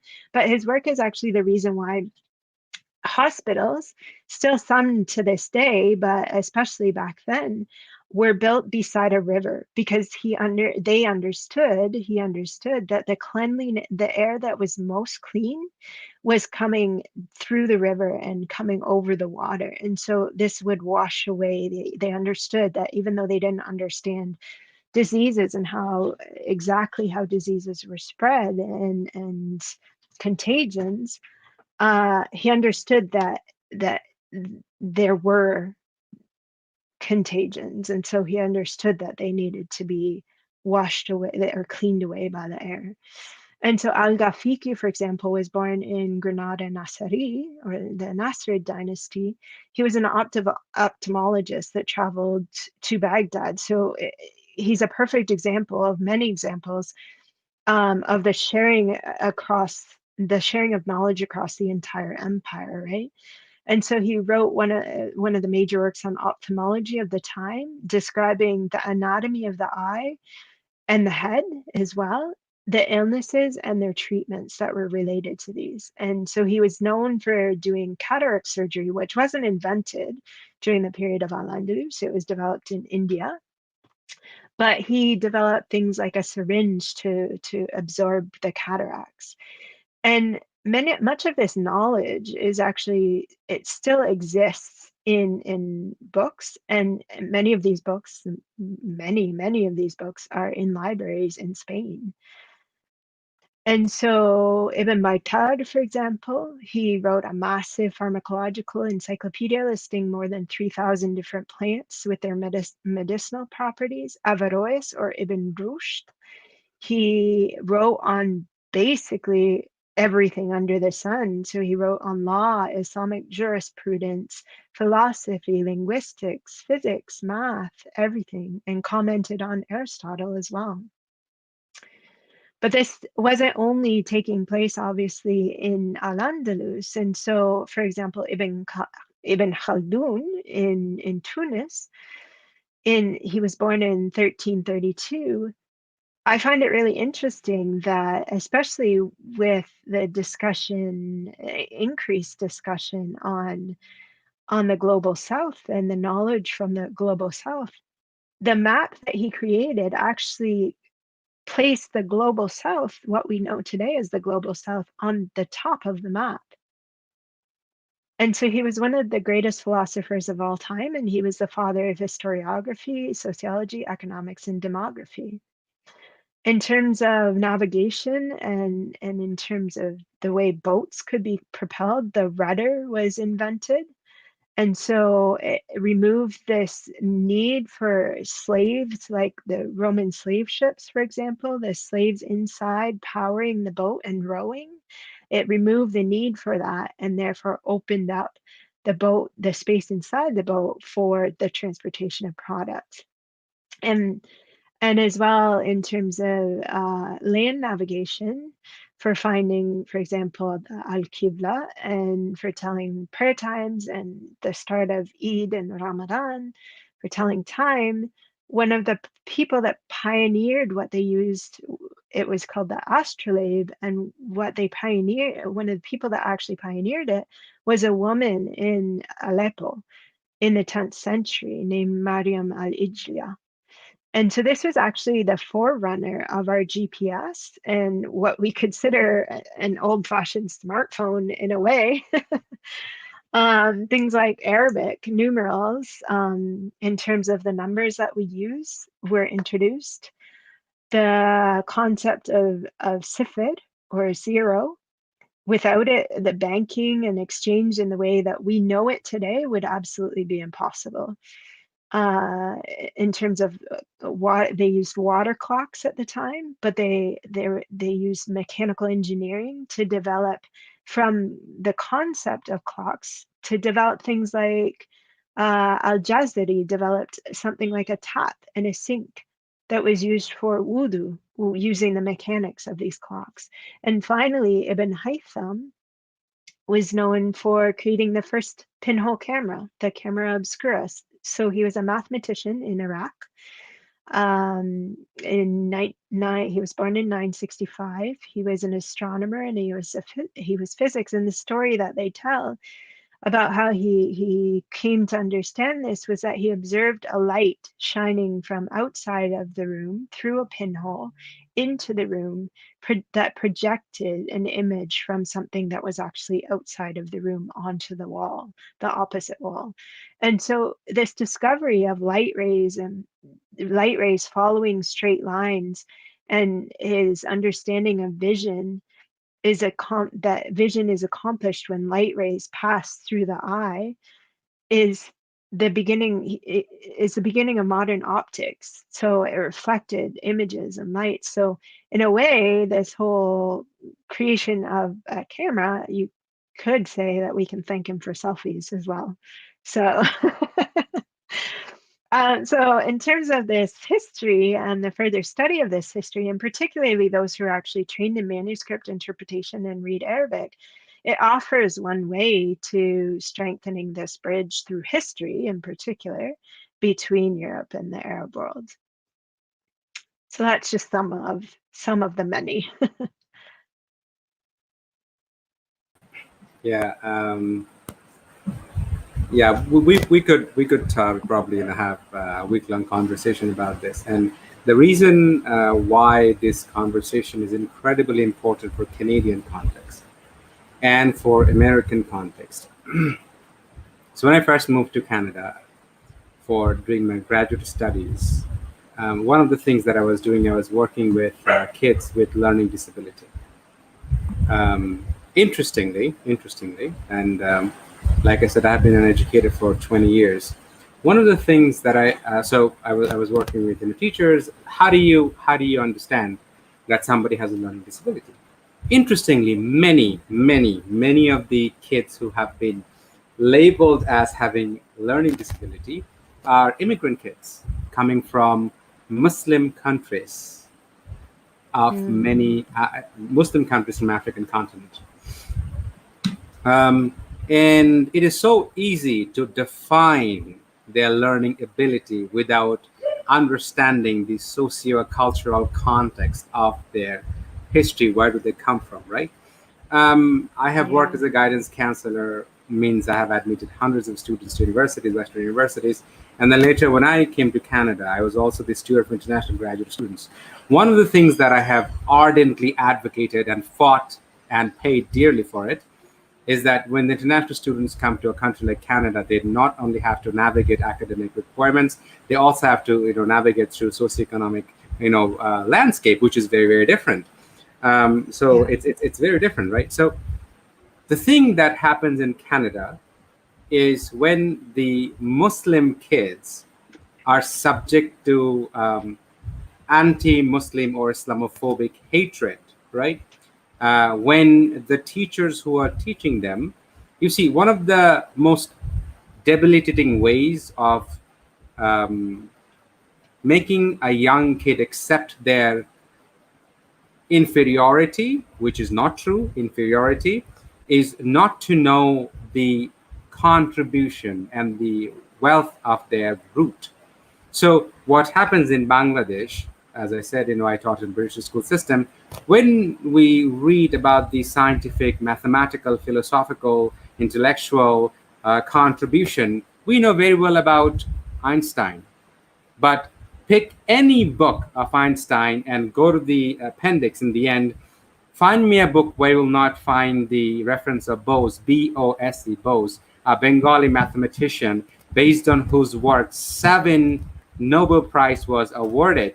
But guess what? My students don't know about the contribution, the genius of their root, their history and heritage. We would not be able to use computer and internet had it not been for an Indian physicist who found out the way of transferring data through light. You and I are having this conversation. It was Al-Khwarizmi, based on whose work the algorithm was built. Computer as a discipline would be impossible without the contribution of Muslim mathematicians, right? So I'm not putting a religious, label onto them, Hmm. but I'm saying a huge number of people living in North America, when they go through this sort of brutal experiences, I'm sure you know of that incident where somebody spoke Arabic on plane in WestJet. People who were to the immediate vicinity felt insecure because they were hearing Arabic, and hence it must be Yeah. some kind of terrorist conversation. They were let off. They were asked to get down from that plane. It's a reality. It's a history, like recent history, Yeah. and particularly something as I was speaking about computer. I was talking about algorithm. You see, interestingly, when you apply for a job now, um, it's the algorithm that first parses your resume and decides whether you are a candidate, credible candidate for the job or not. A study that was done in 2018 by University of Toronto and Ryerson University, they sent out 2,000 resumes, identical qualification, except the names were changed. Guess what? Yeah.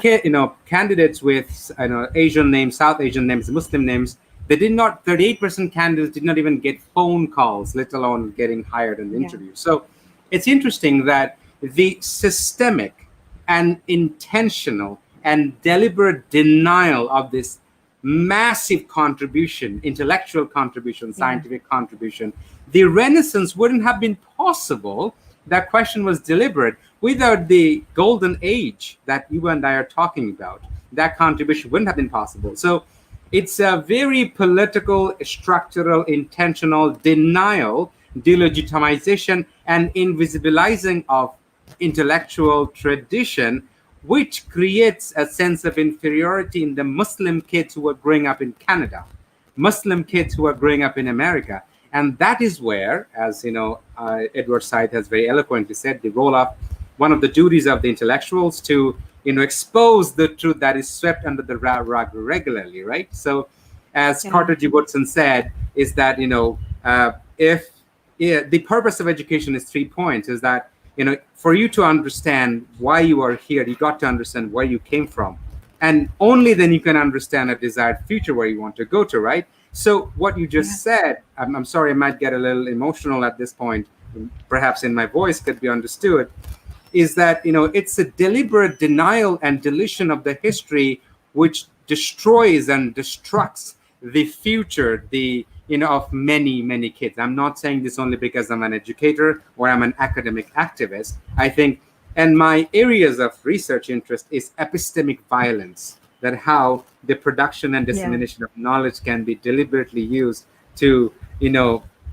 literally delegitimize thousands and thousands, millions of kids. So I think it is important. Coming from you also makes it all the more sense. Is that the white people needs to understand that a lot of things that you claim to be yours are built on foundation of lies Yeah. and lies. So what I see in Spain, I love that. I mean, I've never been to that place, but I obviously studied passionately about Muslim history, and I do not look at the Islamic, dynasty expansion romantically. I'm not an apologist. I will not look at histories where there was brutality. When I talk about Turkey and Armenian history, no, I'm not. Sorry, sir. I will tell you, no, there were brutalities. But I think these denials are dangerous, and history is very much Completely. alive. It's very much alive. So when a research, sociocultural anthropologists like you, who go in places like that to understand how the history is very much shaping the reality of today, it's important. Otherwise, like I said, in a lot of the people of my communities, in Bangladeshi community in Toronto and Canada, will belligerently deny their own incredibly rich heritage to accept the Western white superiority. Yeah. I'm not comparing myself with any big scholars in any shape or form. I cannot imagine. So one of the things that James Baldwin was hated by his own community. Many black people, didn't like James Baldwin. It was the Jews, the white women, people who accepted his intellectual traditions first. But as Frantz Fanon said, the black skin in a white mask, right? So I think what you are doing. Du Bois said, the double consciousness, right? So but the thing is, when you say these things unapologetically in academic spaces, there are consequences that you will bear. But Yeah. there are ways, and again, white academic intellectuals have a way of putting a blank face, lying through their teeth, and playing it. Oh, nothing. It's all right. It's okay. So, do you know what I mean? So I don't know. Yeah. Sorry, it was a rant, Completely. not a Completely. question. It was a rant. Yeah. Did you have any specific questions about that part? I mean, how do you navigate when you engage in conversations with scholars and particularly white people in Canada in your capacity um, uh, about that part of Muslim history?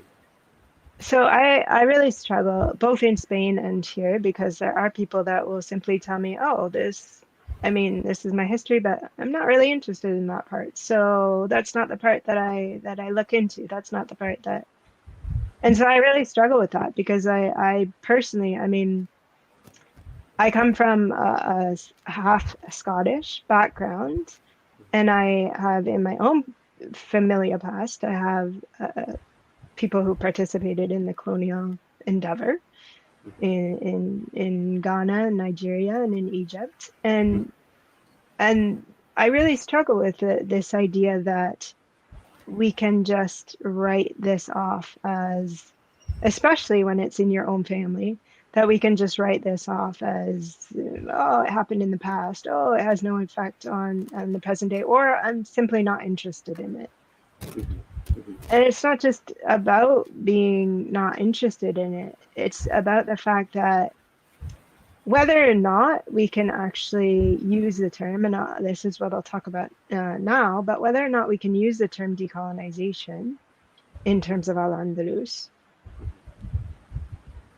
how much of us actually know about Indigenous practices in Canada? One of the people I actually talked to quite a bit while I was writing my dissertation, and it was something that I had vaguely thought about before writing, but it really came to mind having these conversations with this particular person, that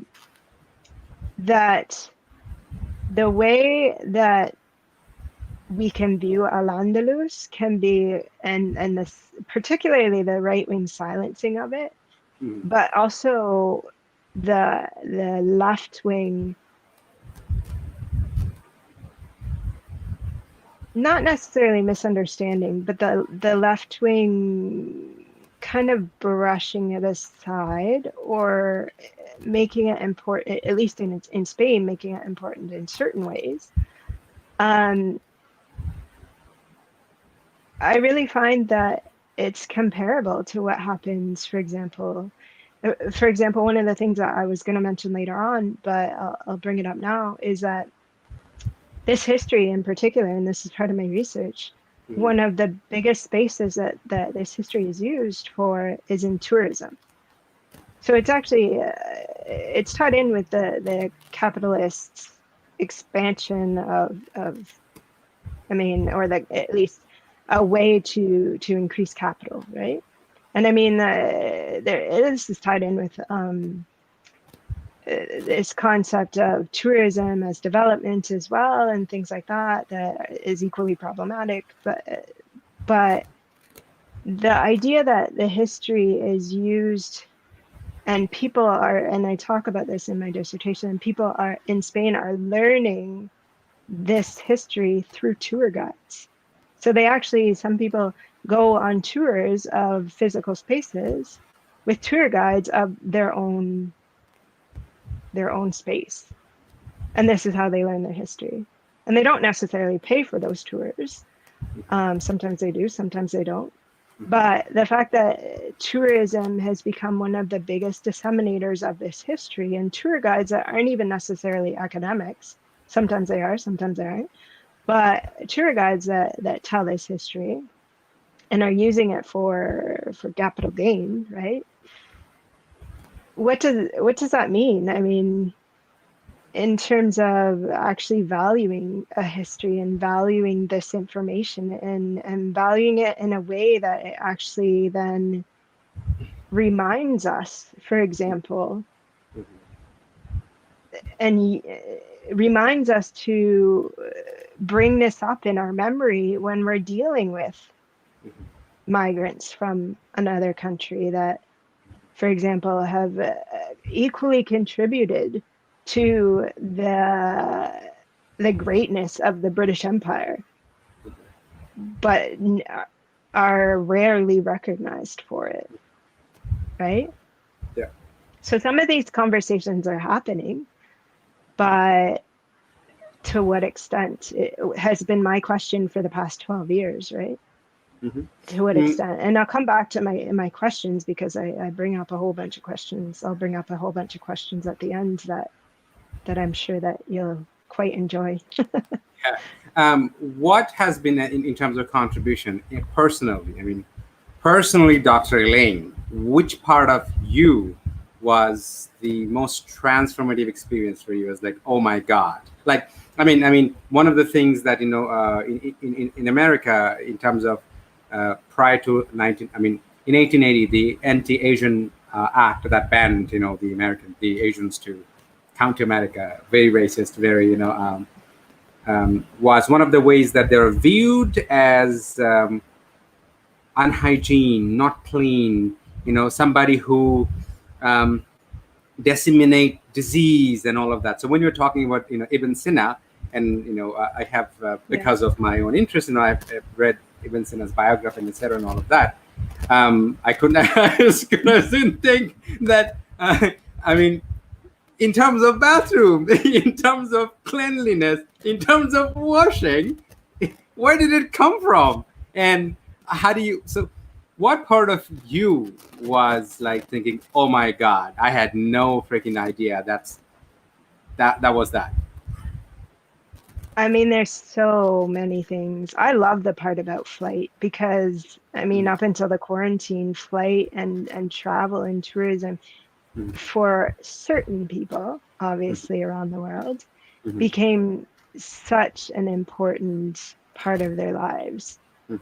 And so I love this whole idea of it, especially because I mean, flight is really in North America at least, talked about the Wright brothers Hmm. and Howard Hughes, and Hmm. that's it. And that's it, all you ever hear about, right? And Yeah, so I absolutely love the part that it was in Cordoba that this took place the first time, yeah, right? yeah, yeah, yeah. So And for what about, me, I mean, sorry, what about Ibn Khaldun? Like, when you talk about sociologists, August Comte, it's Emil Durkheim, but I mean, I haven't heard, and I'm going to be blunt about it. When I worked as a graduate teaching assistant, the third, fourth year students, like, it's like, do you know there was a person called Ibn Khaldun, who is considered to be the father of sociology? Not a lot of, like, what about that? yeah. Yeah, so I actually only discovered, for example, the first anthropologists. I knew that there were, for example, sociology and historiography and things like that. I knew about those ones, Hmm. but I actually only recently discovered I think his name is Albirah, Al-Biruni. Albirni, thank you. So I Hmm. only recently discovered that he's considered to be the forerunner of anthropology, Hmm. and I'm talking recently in the past 3 or 4 weeks.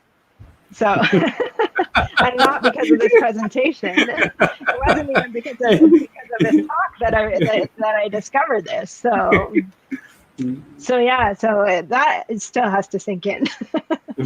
um, After completing your doctoral dissertation, wow. yeah, well, I still read about this, and I still find it very interesting. And I mean, I still talk about it because I'm still developing all sorts of ideas that came up during my doctoral dissertation that aren't included in my doctoral dissertation, right? So yeah, so that's one of the good things about reading Spanish as well, is that every once in a while there's an article that's published saying, "Oh, look at this person," or "This person was really interesting," or and so this doesn't, other outside of, for example, I've seen a couple of those articles in the New York Times, but Mhm. outside of the New York Times, I rarely see this kind of information coming out of either British, Canadian, or American journalism. So in Spain, there's a huge tradition, for example, of historians actually and academics in general actually writing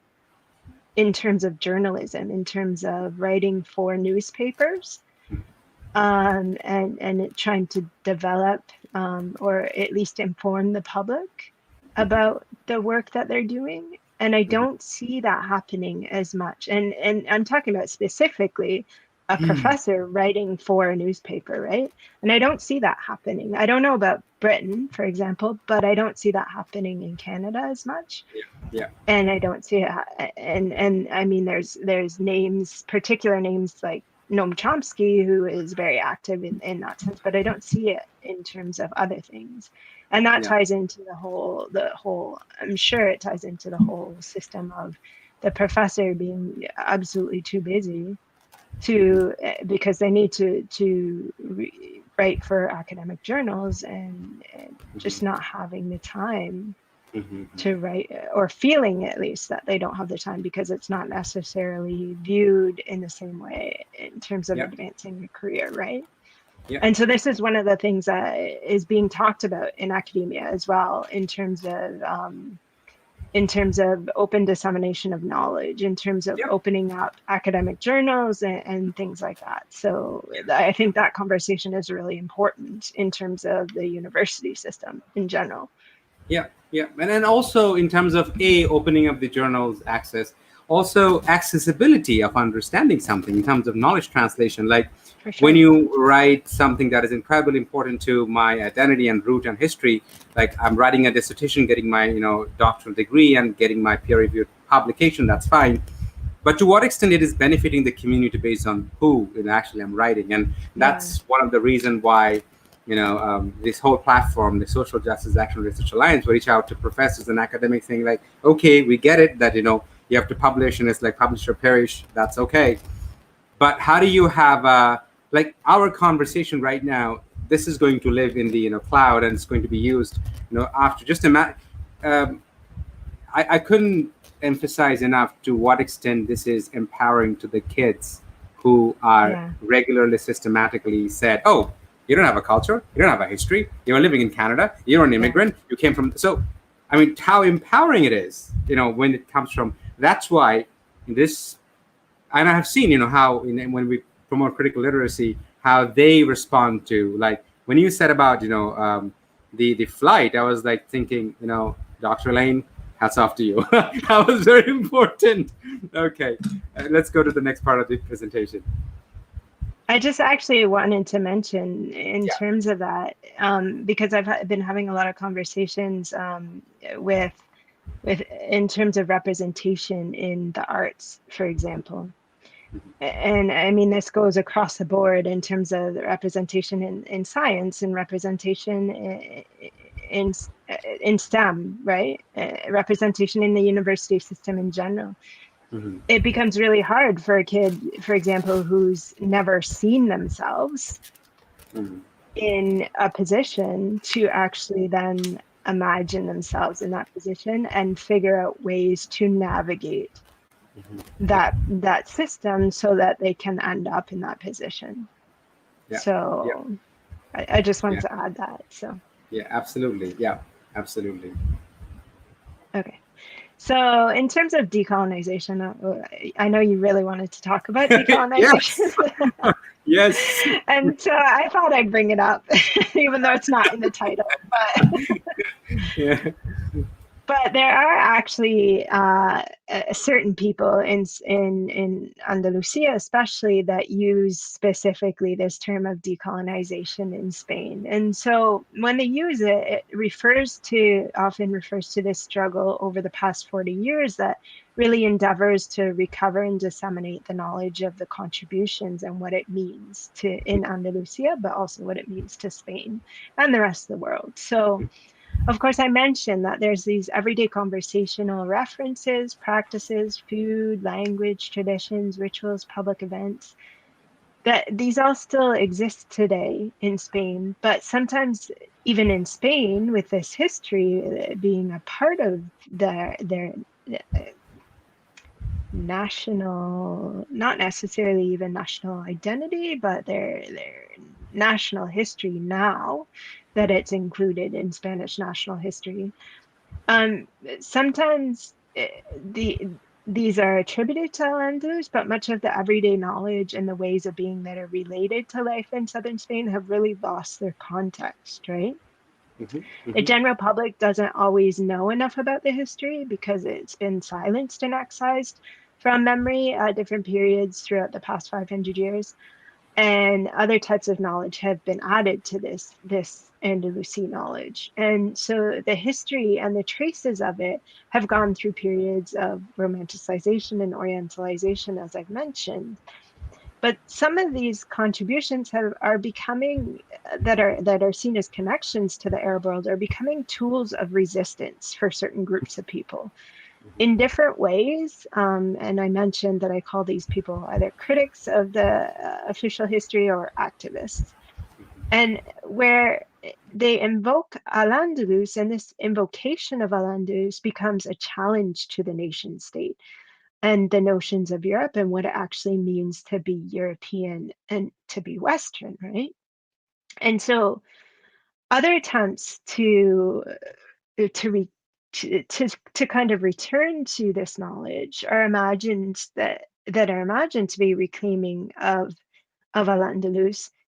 They can also, and not so much as these activists, but other attempts, different attempts in Spain, can end up being simply a neo-Orientalization of it, right?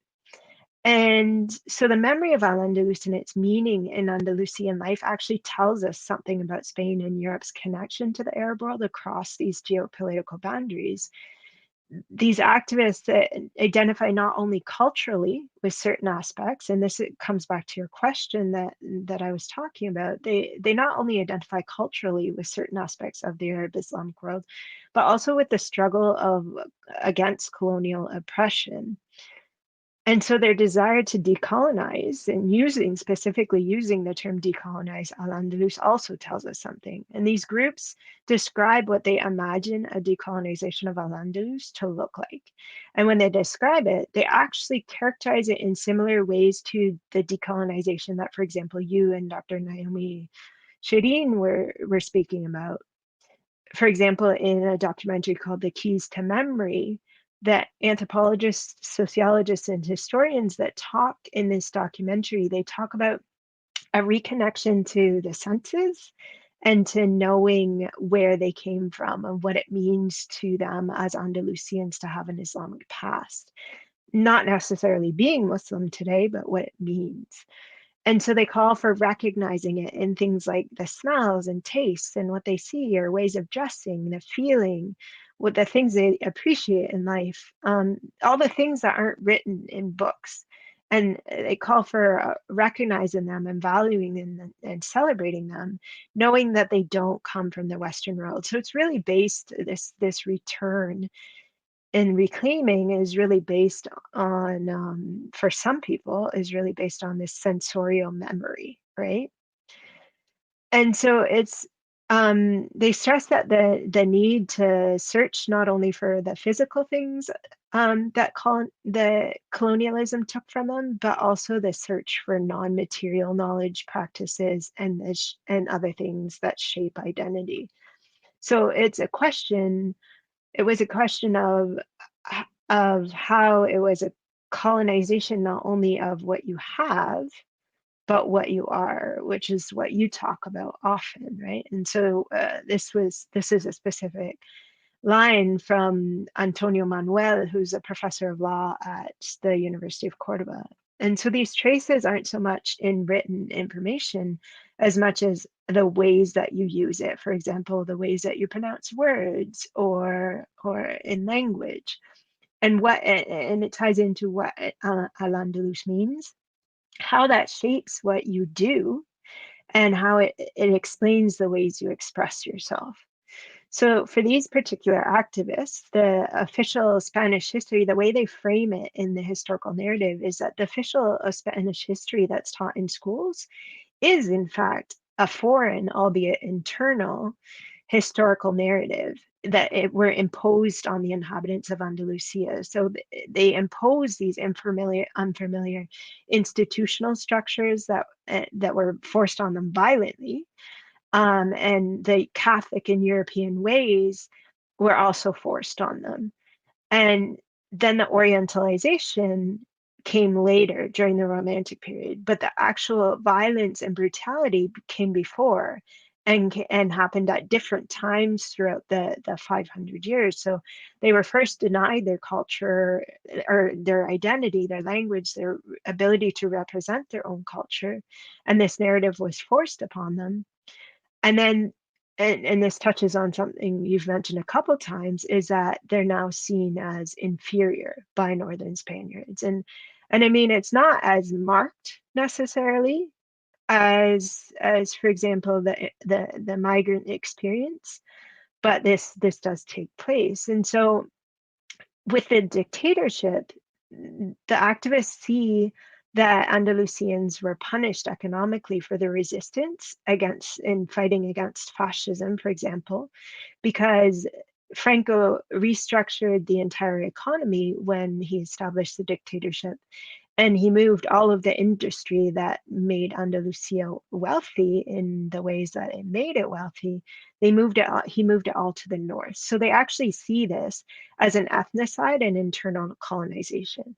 Now, as I mentioned, this isn't actually uh, this concept of decolonization isn't actually something that everybody in Andalusia shares, but it's a way of understanding, again, understanding the connection and understanding what actually happened in their past that took away all of this knowledge from them, that erased this knowledge, that they then had to reestablish themselves as Catholic Europeans, right?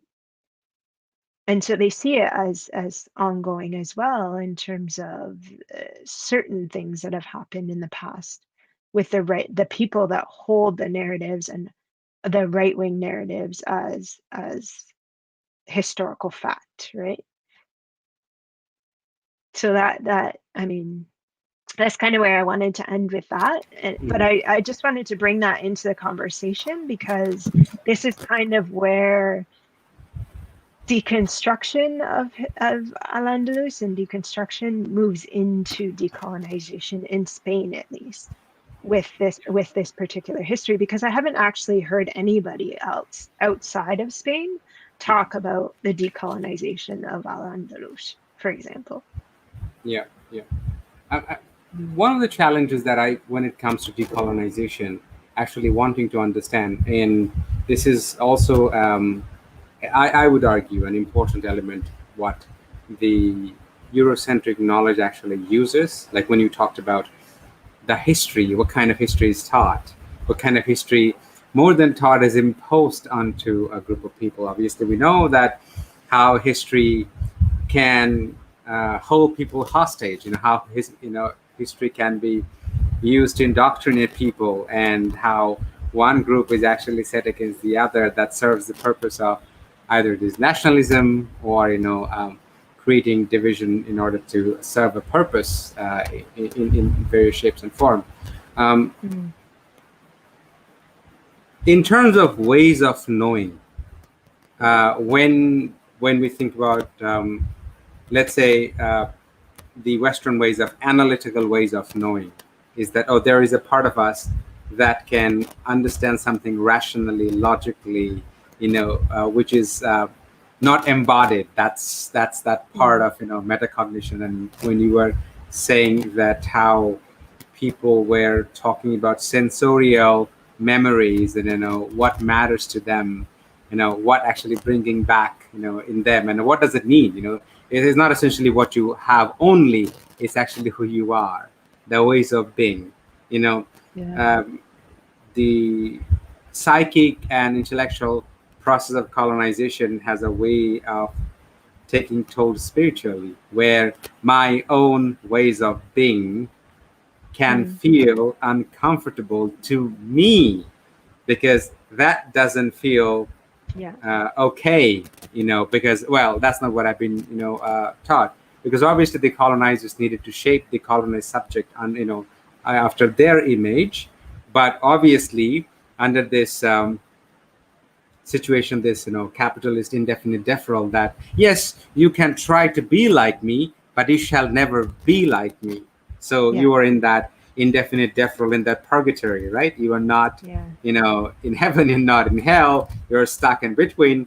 And the hyper globalization and late stage capitalism and the other form of colonization which is happening right now is also intensifying that process, right? Yeah. So as a scholar, as a researcher, and also somebody who is straddling with it on a daily basis, how do you see the experience of your research in Canada, sorry, in Spain, and Mm. now that you're in Canada, and when you're embodied, like literally, not essentially intellectual and embodied ways of being, when you interact with people from different spaces, how does that impact you?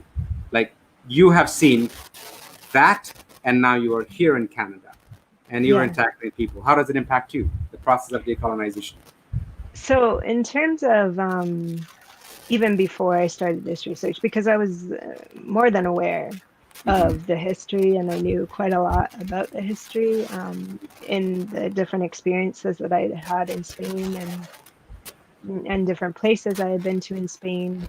Mm-hmm. Um, so in terms of that, for example, when I was teaching Spanish during my master's, Mm-hmm.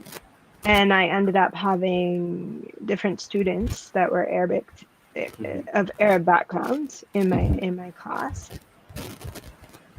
I found it helped me frame my teaching in a way that not only white people who are interested in Spanish or in a way that all of the students could actually find something in themselves that were connected to that connect to them to this.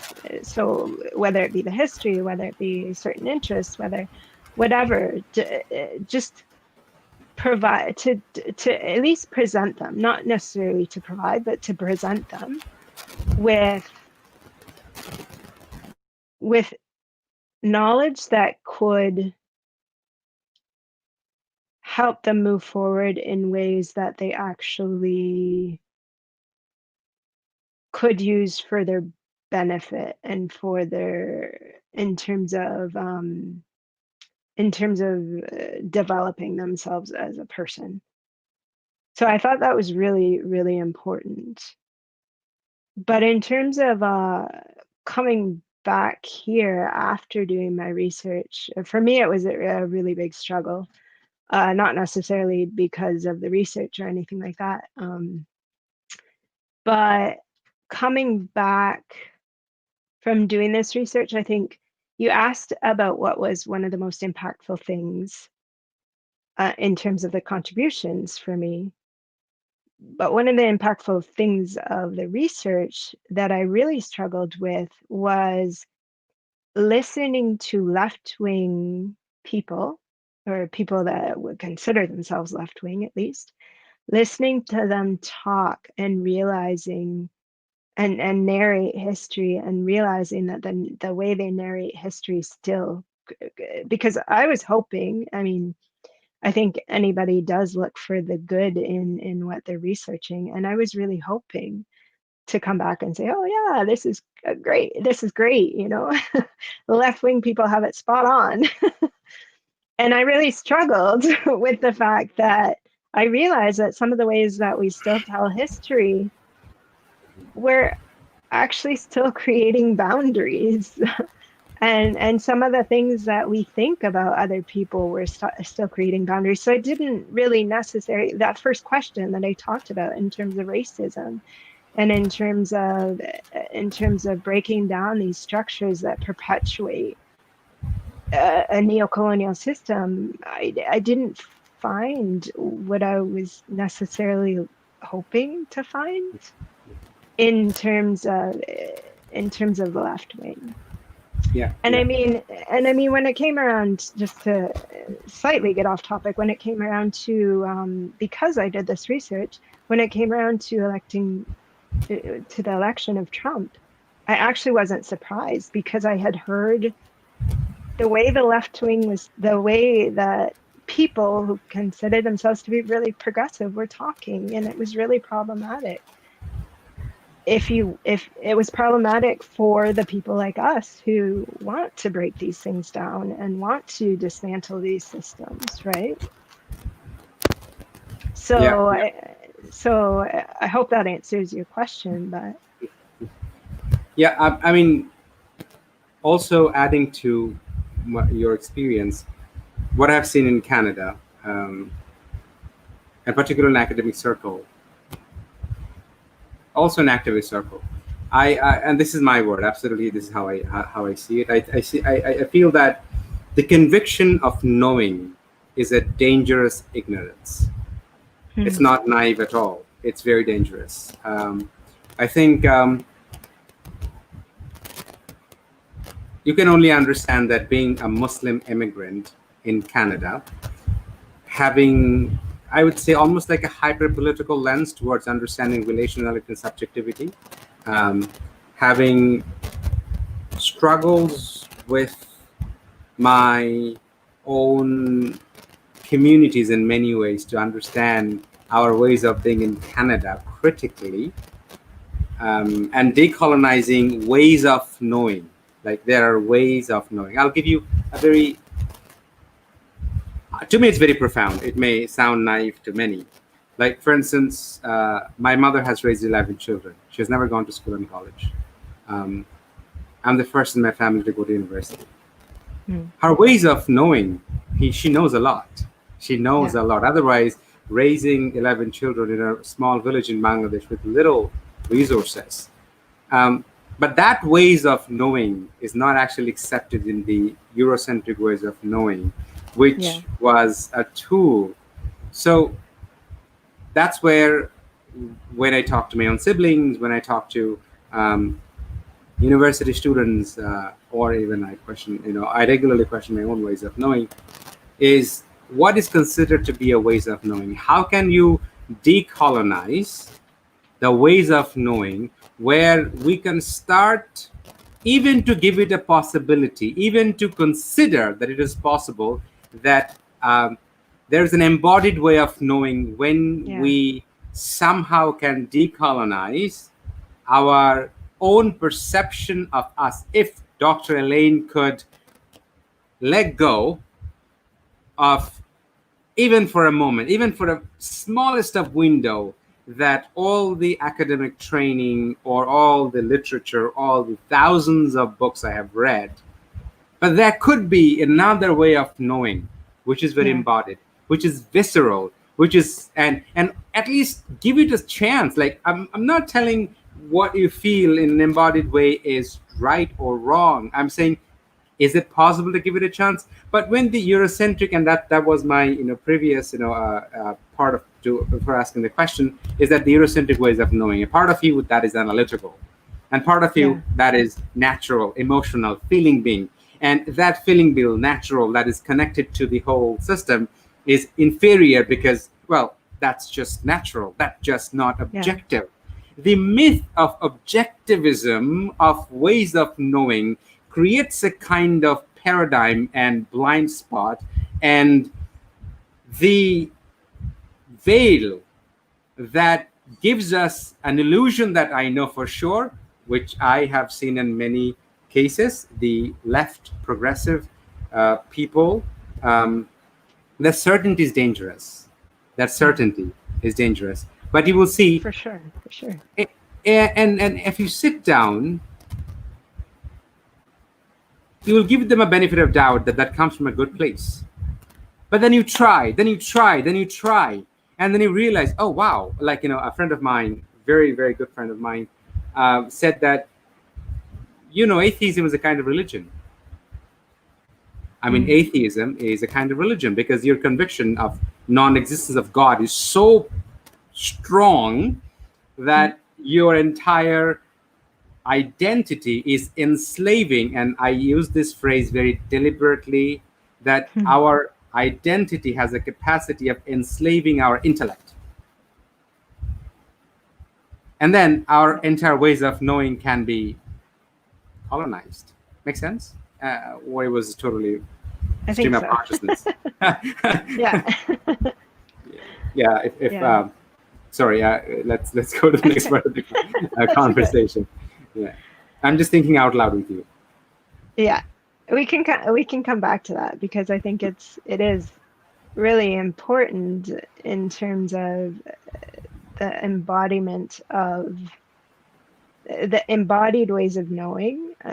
There is research in anthropology about this specifically.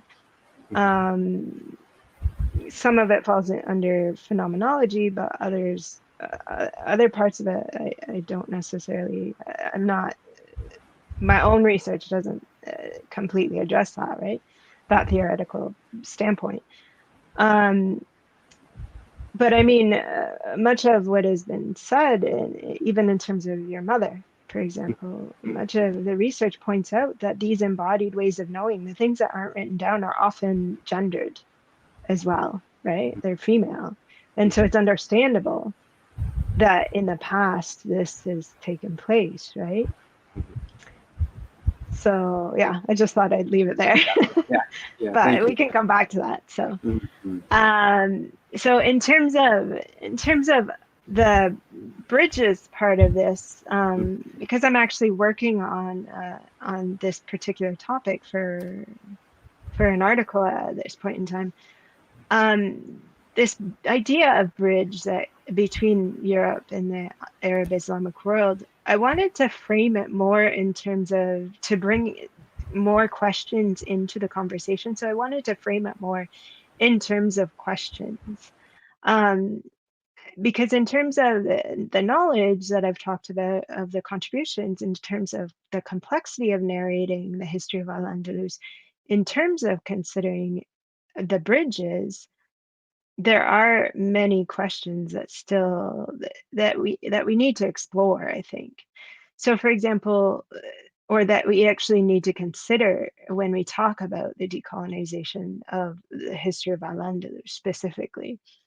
So, for example, what do these contributions mean to people? Not only to people in Spain, but to people in the Western world. And we've talked a little bit about this. Uh, what it means to people that know this history, what it means to people that don't know the history, what it means to people in South Asia versus what it means to people in North Africa or in the Middle East, and what it means specifically for Muslims being a Muslim history, right? And especially in the frame of not romanticizing it as you've mentioned, right? And so if we can use this term decolonization, what does that actually entail? So decolonization may mean one thing for the people in Spain, and it may mean another thing for people outside of Spain. It might mean something completely different for Muslims in Spain, right? Or Muslims in Spain. It might mean something completely different for Muslims outside of Spain. And what would this look like taking into consideration the complexity? So what parts of the history still need to be deconstructed, and what's possibly still decolonized, if we're using that term, right? The contributions of Spain are celebrated in Spain, more so in southern Spain, but does any of this information still need, and I'm just throwing this one out there, but does any of that information still need to be decolonized? And what would that look like, and what would that mean? And so, would we consider the specific research on the contributions, because a lot of it is seemingly just historical fact, right? Would we consider this to be decolonized knowledge or colonized knowledge? And you'll see why I'm asking this question, because I'll come back to that. Um, Other parts, obviously the parts that are attached to political ideology, like the narrative of the Reconquest, they're very clear that it's attached to a political ideology, and therefore it's something that, and I'm not necessarily trying to make all of the knowledge about this objective, frame it in terms of objectivism, right? But because I've mentioned, for example, a lot of the contributions, the way it's used is in tourism. And so what does that actually mean for this history? And I know what it means for the people in Spain in terms of economically, but what does that actually mean for other people that really value this history? And I ask these things because, for example, the Spanish researchers in the 1980s and 1990s, you could kind of say that they rescued this research from the research on the history, because of how it was demonized by the right wing during the dictatorship and how it was relegated to unimportance. And they continued to build this knowledge. But over 40 years, the research has been dominated by white Spaniards. And when I say white Spaniards, I specifically mean those families, because even Spaniards weren't considered to be white for a long time, but I specifically mean those families that have been in Spain for generations. So, not necessarily Muslims, but they do have this intimate academic knowledge of the period and of Islam. So, what are the biases? We have to question what are the biases of the politics of these researchers that are obscured by objectivity, if there is any, in terms of this history, right? Because in terms of collaboration does happen between Arab and Muslim researchers with Spanish researchers, but to what extent? Spanish isn't widely spoken by non-Westerners the way English is, and so to some extent, this knowledge could be inaccessible to many researchers, as you kind of alluded to, in terms of to researchers, but also to the general public and to people that need to learn this history in terms of the Muslim world, right? In terms of the whole world, not just the Muslim world, but so what are the things that gets in the way of these collaborations? This is something that I've been thinking about for a while. And what does it actually mean for all these different groups to build bridges through a medieval past, but in a contemporary world. So that's kind of where I wanted to end it, by posing a whole bunch of questions that we can kind of touch upon and come back to, and just kind of expand our thinking in terms of how to develop action around the importance of this history and how that plays into contemporary life. Yeah, I think these are all great questions. I usually say that, and it's better to have good questions than have no answers, but it's dangerous to have answers that cannot be questioned, right? Yeah. Um, One of the things, like in terms of history and or even story, um, like I referred to Donna Haraway a little bit early when I was saying that it matters the story that stories the world. Yeah. Because we human beings in societies, we relate to the world through stories. History, I'm referring to here. So if we look at the world, like globally, if you think about Brazil, if you think about India, America, many parts of the world, the rise of right-wing um, um, leaders, Britain, Europe, and it's hard for me to think about, particularly the crisis of immigration. The Yeah. one of the very well, that's what is used, to fight election, right? I mean, be it in America or the In whole Spain. idea of Brexit, right? Yep. Um, I think if we don't explore this history with uncompromising integrity, Mm. um, not from the top down. One thing you have mentioned that I really loved is that in terms of documentation, in terms of history, what did the history cover the stories of people, like average people, Yeah. everyday people, right? Who were living that, and to what extent actually that gets said or built around, right? Yeah. So instead of I don't have an answer specifically here. I want probably have a possibility of you and I to think loud about it. Is that what do you think that can be done right now in Canadian context uh, in order to, considering a growing number of Muslim immigrants that is coming from different parts of the world, um, that this history or this conversation can be brought in communities and places that creates a very critical and engaging conversation Yeah. to facilitate a radical transformation of consciousness. I'm trying to frame it in a way so that it's easier for us to communicate without calling somebody out, but ways to call people in. So, what do you think? What do you think that can be? In your experience, you have been Ways, in. specifically ways to call people out without shutting them down, I think Say, is to call people out without mhm, finding ways to call people out without shutting them down, that's right. right? Because That's right. as soon as someone shuts down when you call Hmm. them out, I mean, there's no more dialogue, there's no more conversation, Hmm. and nothing can really be done. I Hmm. mean, you never know the way something like that will affect someone, obviously.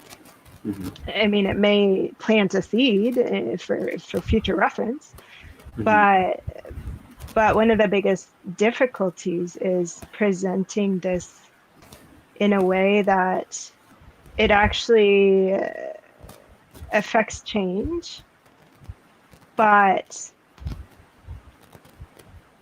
in a way that doesn't. And I'm not one for not offending people. uh, I mean, people do say I'm very diplomatic, but but but certainly finding ways to really address this in ways that are effectual, in ways that have an actual effect, right? And Mhm, that's one of the things that I struggle with. That's why I asked my last question mhm, about what it means to build bridges with a medieval past in a contemporary world, right? mhm, And how far that can actually go. mhm. I think it's incredibly important in terms of building up migrant communities in particular that have a connection to this history and that can't find. And that was actually the basis, the thinking behind the 1001 Inventions exhibit and all of the research done for that exhibit. And it Mhm. also, that exhibit particularly, that toured throughout the world. It's come to Canada, not in enough spaces, but it was brought to the States in many places. It was brought to the Arab world. Throughout the whole world, it was shipped off to so that many people could actually experience this. Yeah, yeah. Um, but that's a thing in terms of, if I don't remember where it was brought to in Canada, but for example, if it was at the Science Center, um, and kids had access to it. For example, I don't know if it was actually at the Ontario Science Center, but if kids had access to this and they were taught this, for example, I remember specifically, and I know field trips in general in the Canadian context are a lot more limited than when I was in school, but I specifically remember going to one of the many field trips that we did. The one I remember the most, perhaps, was going to the Museum of Archaeology that in London, Ontario, that talks about the Indigenous history. I still have a card that has my name written in Inuit on it. And so when you can affect a kid, obviously, it makes change in terms of new generations, right? Mhm, mhm, mhm. Um, when you talk about bridge, I think, and to me, that's what is very much present, alive in Canada, Yeah, where you have people who are from European background, you have people who are from Arab background, yeah. and we are coexisting. My question, and this is to me, from your research, that which is incredibly important to me, is about convivencia, right? Is that, are we Yeah, coexisting? Are we tolerating? To what I extent actually we know each other, right? I And question that all the time. yeah, I really do. I really do, yeah. and I struggle with that. I mean, I struggle with even the fact that saying the idea of saying this because I don't want to. It's not a claim to fame or anything like that, but I do have Arab friends, right? Mhm, mhm, But one of the things that facilitate, I think at the beginning at least, that makes people more comfortable with me is knowing what I research, right? yeah, yeah, yeah. And not everybody does this research, and so Mhm, how do we use this? How do we instill the pride, for example, mhm, in this history, mhm, so that people of a migrant background that are connected to this history mhm. can bring it into the world in a way that they don't necessarily feel inferior, Yeah, yeah, yeah, yeah. because there's a whole bunch of other things in the system that goes against them, right? Yeah, And yeah. so how do we use this history, and how do we disseminate this history even in Canada? I mean, I've had a lot of people that tell me that people in Canada just aren't interested in this history. Hmm. When you talk about who's not interested in this history, it's likely not migrant communities specifically. Understandably, right? Because one of the best answers I have gotten in recent days, um, the best thing that we particularly I enjoy having these intellectual conversations with professors and researchers and scholars, is actually thinking out loud to make sense of this crazy world. Yeah. Can you imagine the kind of incredibly valuable, like for instance, I certainly, right now I'm in Bangladesh and I'm planning to return by the end of September, and I'm in Bangladesh doing youth work, like, connecting, because I know through the British school system and even in public school system, when we grew up, we read Columbus as the hero. I Yeah. know to what extent, the academic or, intellectual colonization creates inferiority complex in us. And that is why, that's I'm a very, very vocal and active, in terms of creating that. I certainly would request you and go to the communities where there's a masjid, like, hey, Dr. Lane has done this research, and like, would you, can we have, like, I personally know about the practices in Spain, that incredibly vibrant female intellectuals and scholars who are practicing Muslims have this amazing conversation about a world that is bridging, that is women from Western world going to Spain, seeing their roots, and I think the expression is converso, that people who convert to Islam. Yep. I think the expression is converso. Yeah. Some people actually, and I have written to some of the people. Actually, I want to have a conversation with them. Is that how they see, particularly in Granada, when they oversee the cathedral that was a masjid, and how do you look at it? What kind of meaning it produces inside you, right? It may be, I may talk about cathedral in Spain, but that is very much at play in Canada, where we are staying side by side, where we are segregated by postal code. We are segregated by gentrification. So if we don't have, I was referring to one of the best things I've heard in recent times. I asked a professor, feminist and a scholar from Bangladesh at the New York University. I asked her that why the word feminism evokes a kind of anxiety in us, in men. So she said something beautifully. She said that because you have to give up a lot of your privileges. Yeah. Yeah. Did you hear me? Or it just yeah, I heard you. I heard you. It paused for a minute, but I think I caught what you were saying.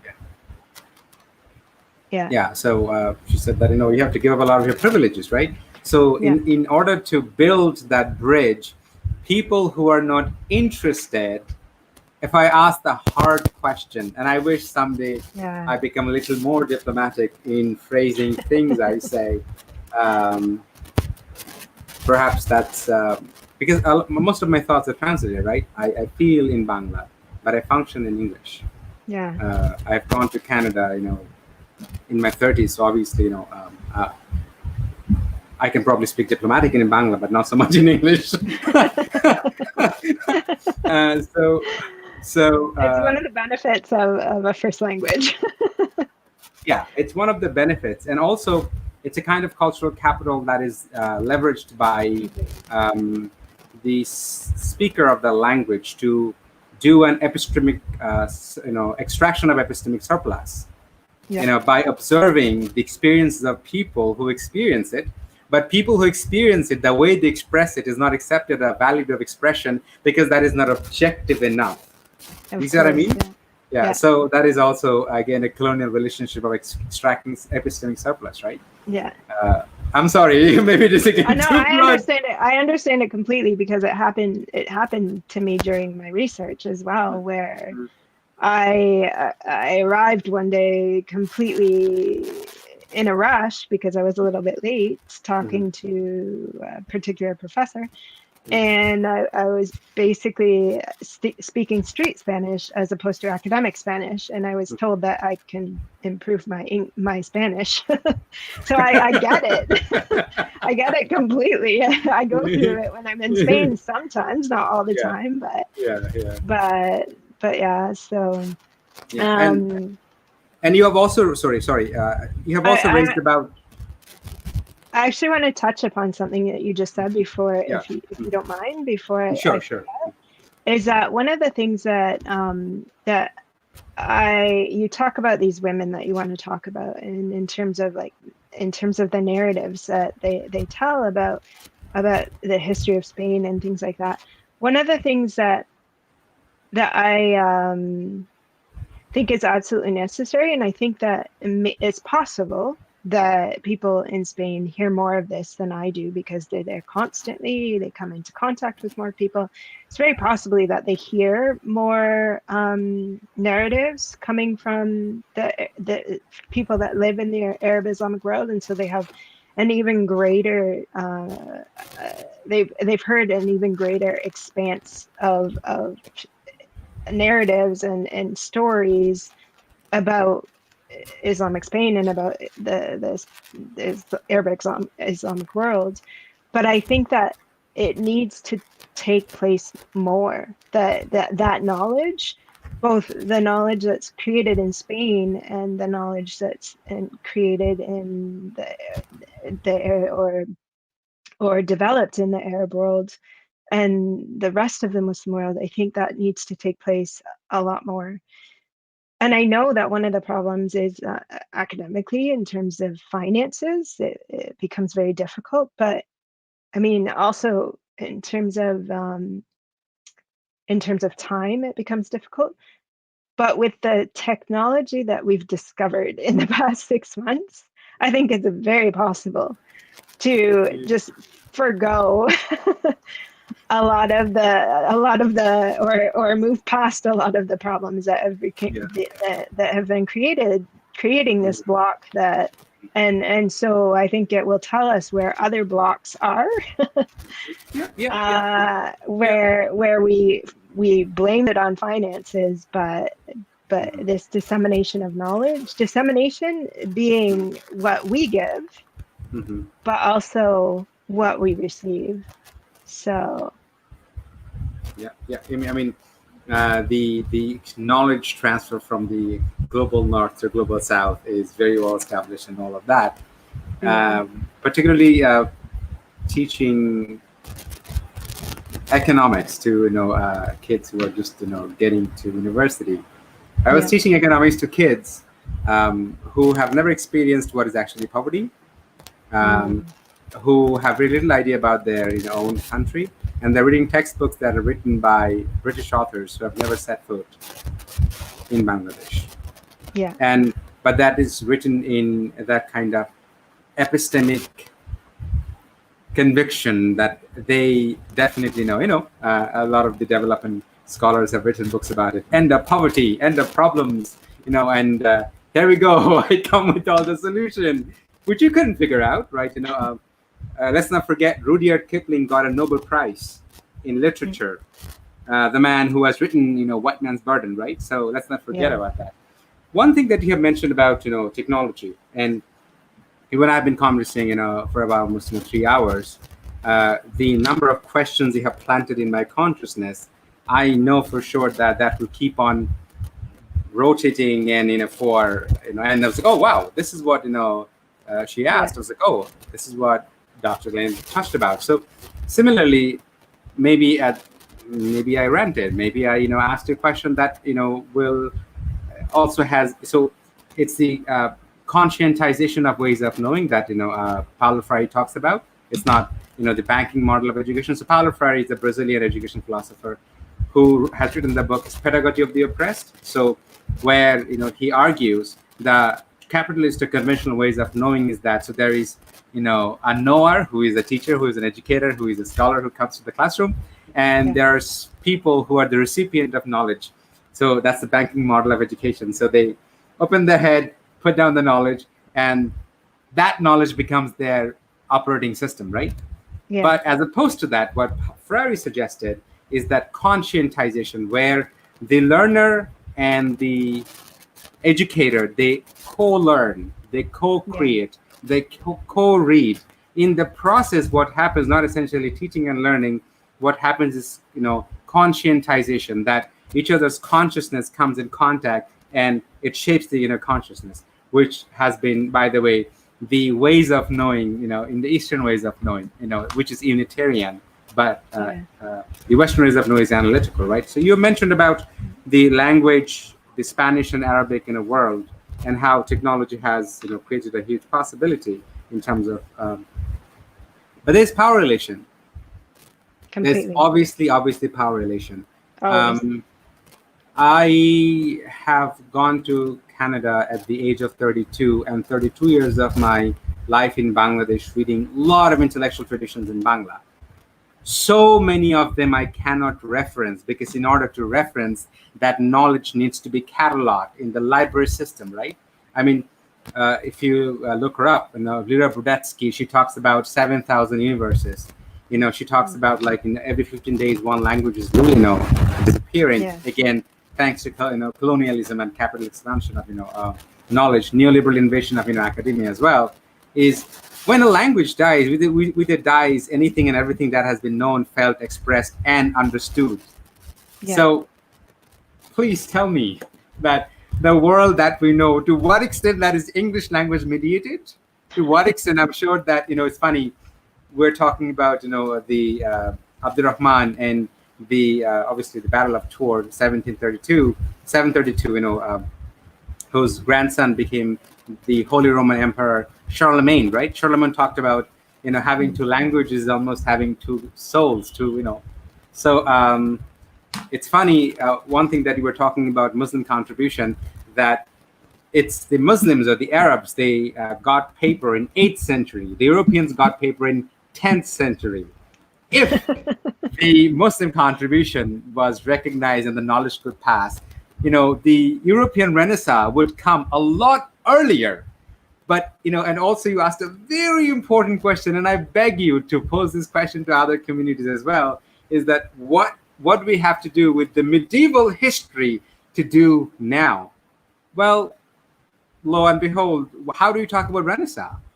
How do you talk about Plato, Aristotle, Socrates? I mean, when did they exist? And their monumental significance, importance, and laying the entire foundation of Western epistemology, right? If we don't talk about bridge, we are walking hand in hand in collective epistemic suicide, like denying. This is how I feel. Like, you can't know you without knowing me. I mean, does it make sense? That's what and I completely agree with you. I pose it because this comes from the argument on the other side, right? Yeah. If exactly. You want to divide it into poles, and so I completely agree with it. But the question is, for example, when Said talks about Orientalism, right? Mm-hmm. He specifically talks about this way of Western defining themselves in terms of the other, right? And I think that's really important in what you're saying, because it was during colonialism, the Western colonists defined themselves specifically by not completely knowing in their own way, knowing in their ways of categorization, but not knowing what Said says, not actually knowing what Arabs and Muslims were. Mm-hmm. And I mean, Said doesn't specifically talk about it in terms of religion, but just this not knowing. And so it's in a way, I guess it's knowing the other, but knowing specifically certain things, knowing experience, understanding experience, but not in a way that feeling experience, for example, not necessarily in a way that is as a white observer, for example, right? Yeah. And but adding actually, to that. Mm-hmm. But actually, when you're in a relationship, when you're in a conversation, you feel in certain ways, you feel what the other person is going through, right? Mm-hmm. And so actually understanding that, I think, is not only understanding it, but actually, and I actually came across a term that I absolutely love, that was specifically in relation to pedagogy, but the difference between empathy and radical empathy.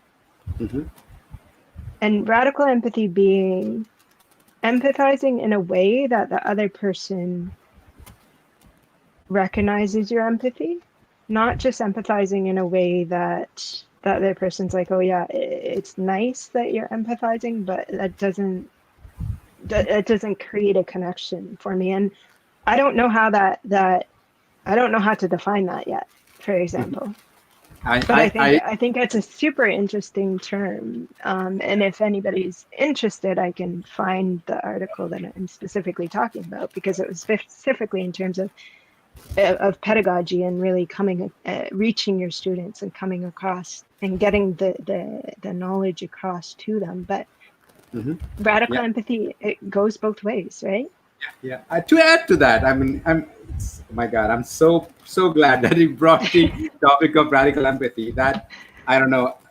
Okay, so first, when you talk about observer, when you talk about the other, sides, talking about the Orientalist perspective, the white observer, right? So how does, and again, I'm going to connect it to Spivak, when she talks about, can the subaltern speak, right? So when I commented that, you can't know you without knowing me. So the conversation starts at the difference. So there are ways of knowing. Our differences can enrich our understanding without creating an hierarchy. Yeah. That Dr. Elaine is different from Firoz. That's fine. And that is how we know each other. By knowing more, as you know more and more of me, you understand in how many ways you are not what I am. So in an interesting way, the white observer and how it is connected to, again, colonialism, is that, so Professor Ruth Wilson, in her book Golden Gulag, she talks about it, is that capitalism is not a thing, it is a relationship. So it is a relationship based on inequality, and nothing based on inequality for extracting surplus. Now, nothing has enshrined the history of, in capitalist history, that inequality the way racism has.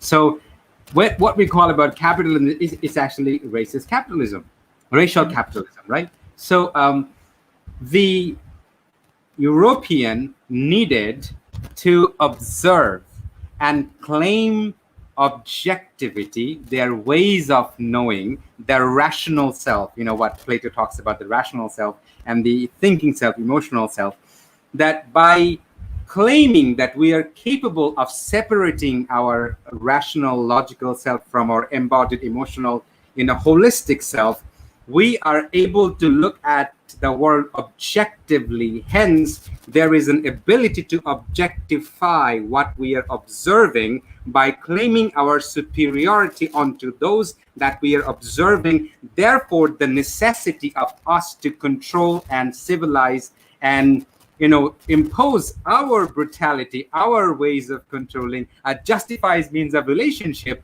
which only eulogizes our own superiority, and that hence foundation of unequal relationship that continued for century continues to happen now, and I don't know when it is going to be dismantled.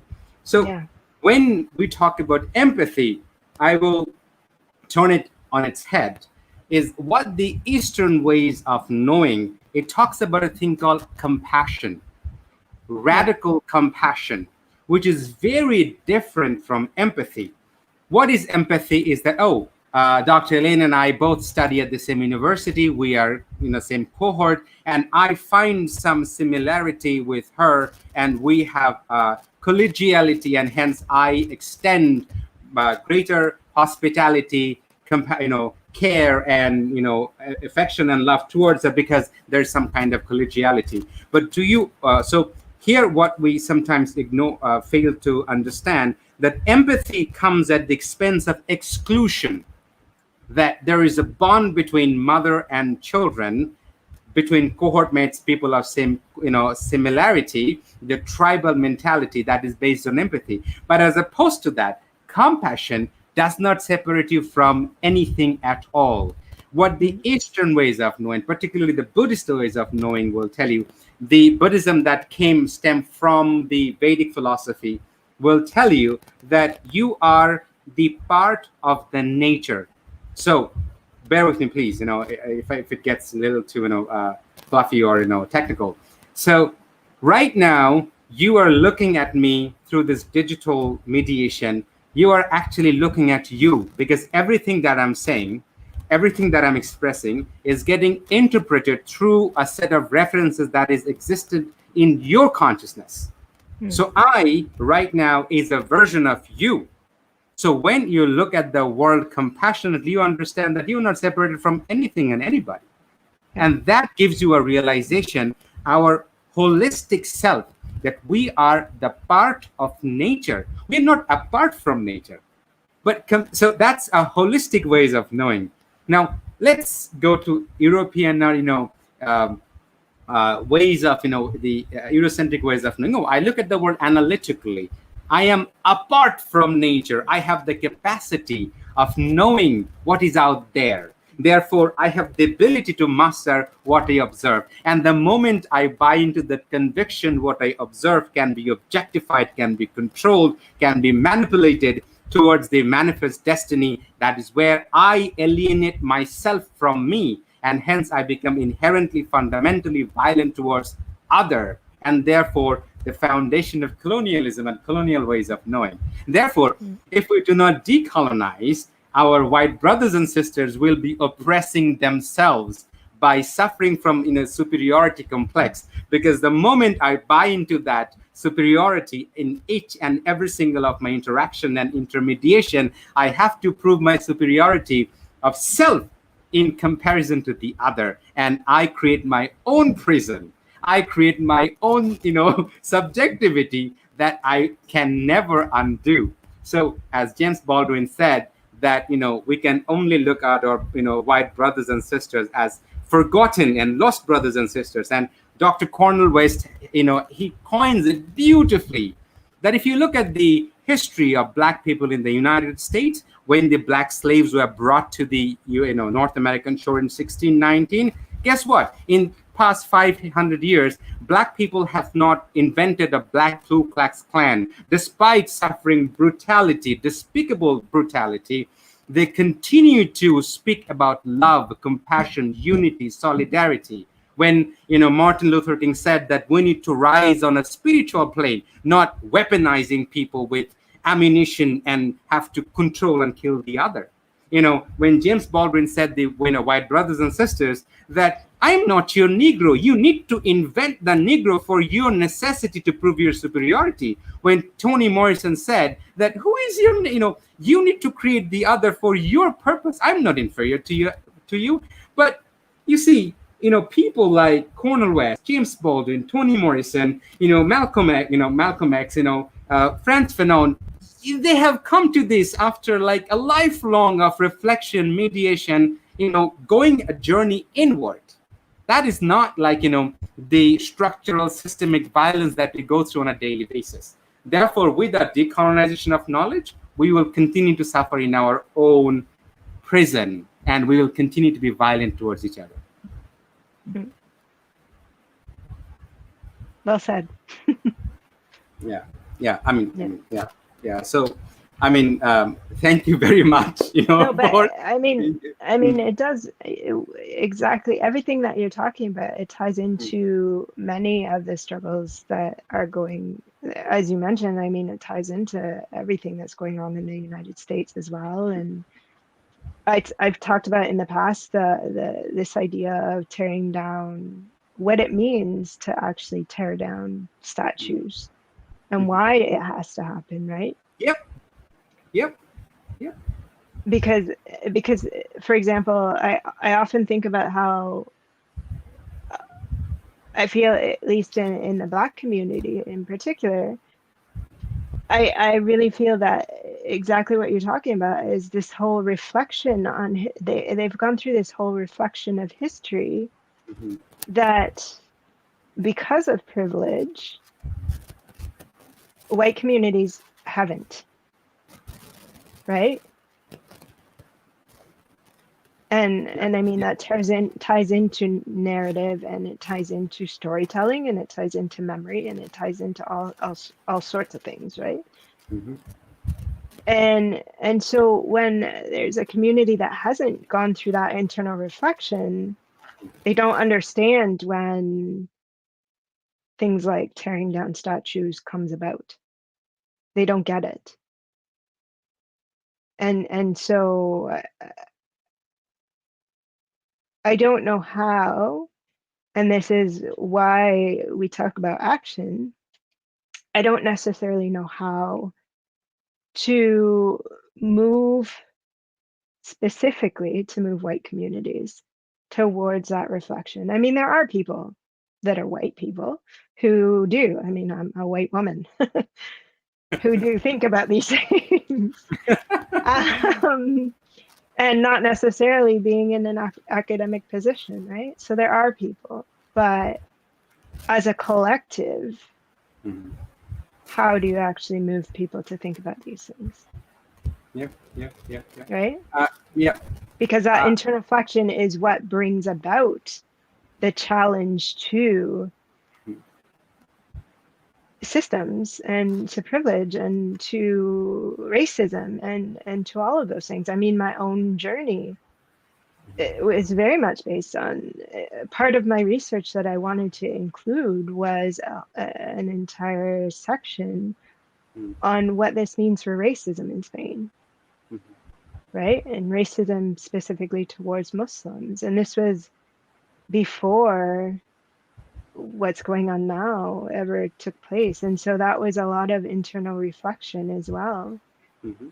Even for me, I mean, it was tied into learning about the ongoing system of British colonialism, if you want to call it that, in Palestine. Yeah, So, right? yeah, yeah, exactly, exactly. Or the remnants, at least, of the British Mhm. colonial system in Palestine. And Yeah. You talked about, and I think, I mean, you have brought about a lot of important points.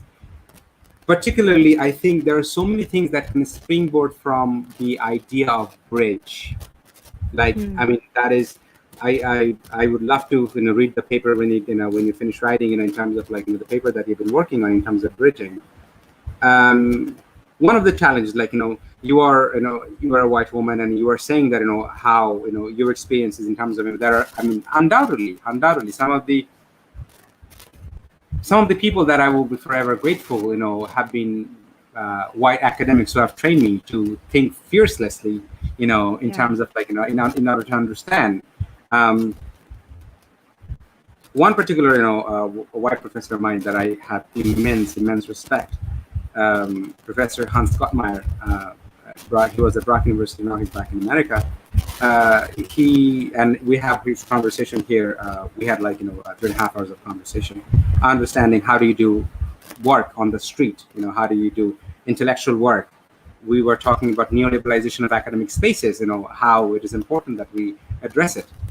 So he talked about that in one meeting where he was feeling that he, being a white man sitting with, black people, that he is a wonderful person, and yay, I have moved past all of that, right?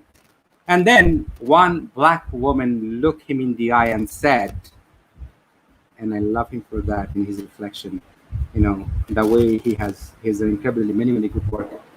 He said that black woman looked me in there and said, "Do you understand that your very existence pains me?" sorry, can you repeat that? It cut out. That black woman said to this professor that I'm referring to, a white man, an incredibly very critical scholar, radical scholar, was saying Yeah. that a black woman looked her in the eye and Mm, told him, sorry, a black woman looked him in the eye and told him that, "Do you understand that your very existence pains me?" yeah. Now, that is a lot to unpack, to understand. I was moved to tears at a presentation where an indigenous woman, a graduate indigenous student, an indigenous woman, she was telling that as she walks around the campus, water, and when you were saying, about statues, Dr. Lane, hats off to you. I wish more people talk blatantly and openly about it. She was telling that as she walks around the campus, the trauma that she goes through on a daily basis, seeing the statues and the valorization of the people who have literally erased her ancestors, and Yeah. she being a scholar, and so you talked about bridge, and I will tell you very undiplomatically and bluntly that when we reach out, at least on this platform, understanding that without building global solidarity, without building bridges, what is happening in Canada is connected to what is happening in Bangladesh right now. More than 1,100 people died in 2013. More than 2,000 got injured, in 2013 when a garment factory is producing clothes for a Canadian company. Yeah. In Bangladesh, we are victims of natural resource extraction by Canadian company. We are not separated from understanding that when you are sitting in Canada in a comfortable house, in winter warm, in summer cool, at the brutal exploitation and suffering of people right here, right now. Like in Bangladesh, more than 1 million people got laid off from garment factories because global pandemic has caused billions of dollars worth of an order canceled. So this is conversation that we are talking about, radical compassion, understanding my pain, my suffering is not separate from yours. If you think it is separate from yours, that is illusion. Einstein said our separation is an illusion, if you think about it, right? Yeah. And I'll tell you that when we try to build global solidarity, reach out to a lot of white scholars, if you write 20 emails, or let's say 30 emails, I'm not going to name the number, how many of them actually come back saying like, well, hello, doctor, so-and-so, we're talking about this. I've been doing this research for 20 years. Can we have a conversation? We're not worthy, right? We're some people back in a backward country trying to have critical conversation to build global solidarity, to understand each other's connectedness, right? So just putting it out there. This is the idea of a global academic is in a way, there's, as I mentioned, there's certain things that have gotten in the way of being a global academic, but I think one of the things that I wanted to mention earlier is, for example, it's not in terms of your research. One of the things that I really appreciated about my PhD and the conversations that were happening during my PhD is this idea of collaboration. And it's not just about collaboration. I mentioned it in what I was saying. But it's not just about collaboration. It's also about accountability, right? And accountability is a very, very heavy word for some people. Yeah. For me, at particular times in my own personal life, in my own professional life. Yeah. But accountability as someone who is allowed to produce knowledge is really important. And I think that for various reasons, whatever the reason, there's always reasons, whether they be mired in racism, whether they be systemic racism specifically, whether they be mired in things that we need to break down. But this idea of academic accountability, I think, needs to be discussed more as well. And that ties into this idea of collaboration, right? So and I think, and I'm hoping that these conversations will take place more, as, for example, as even especially the whole idea of open academic journals, where other people can address the knowledge that's being produced. Yeah, because yeah. I mean, we are in Spain. It really hits home with me that professors are called civil servants, and that's what academics are in some ways, in many Mhm, ways. mhm. So, Yeah, yeah. but I mean, yeah. yeah.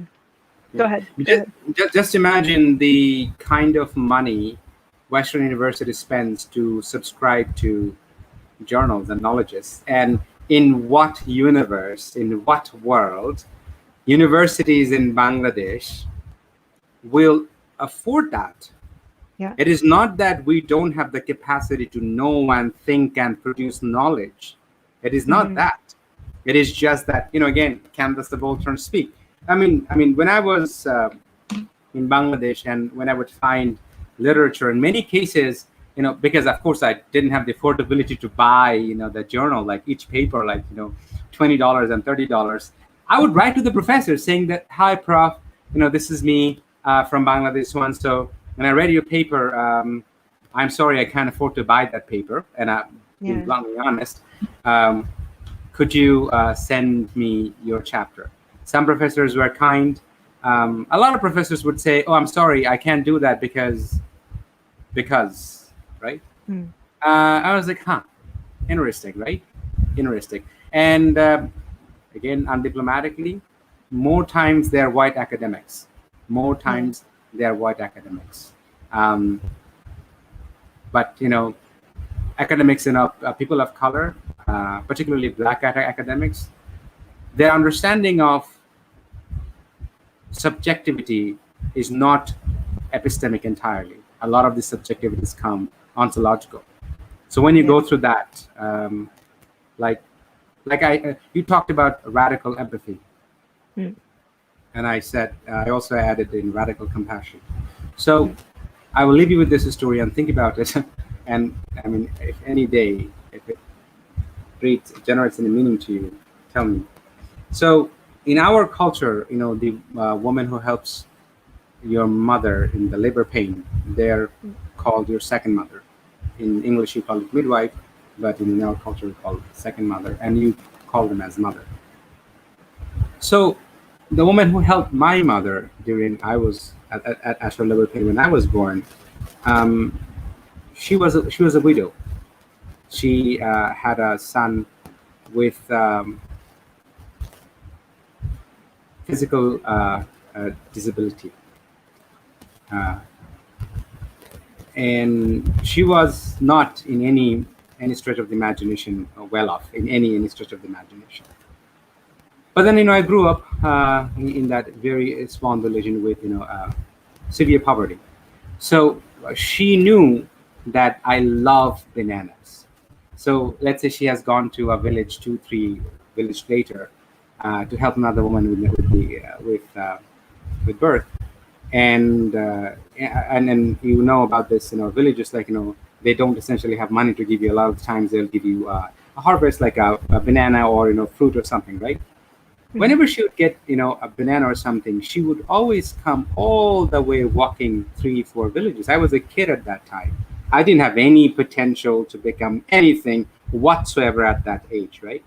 She would bring the banana and she would ask my brother, her son with disability, who also had other problems, development problems, challenges, would say, share the banana with your brother. Now tell me, in what epistemology was she trained in? What made her feel that this is something that needs to be? When I grew up, obviously, again, my mother gave birth to 11 children, and obviously she suffered severe malnourishment. There are times where I have been nursed by women who are not my mother.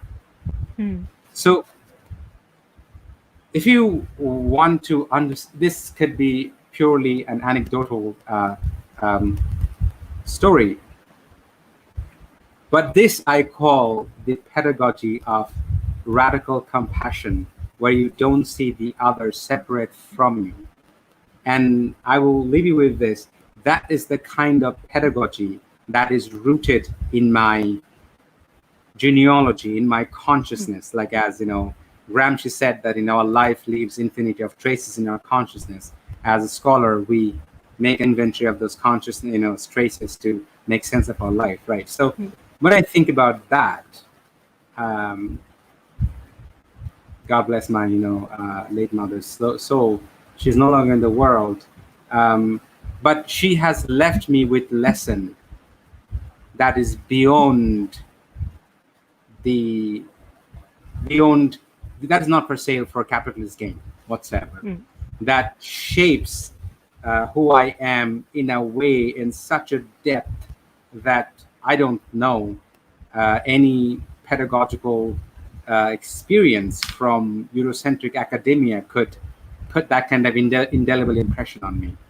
That is a story that I treasure, and I pass on to other young people, will continue passing on to other generation, to understand that your idea of other is only the illusion that other is separate from you, and which is the analytical ways of knowing from Eurocentric knowledge.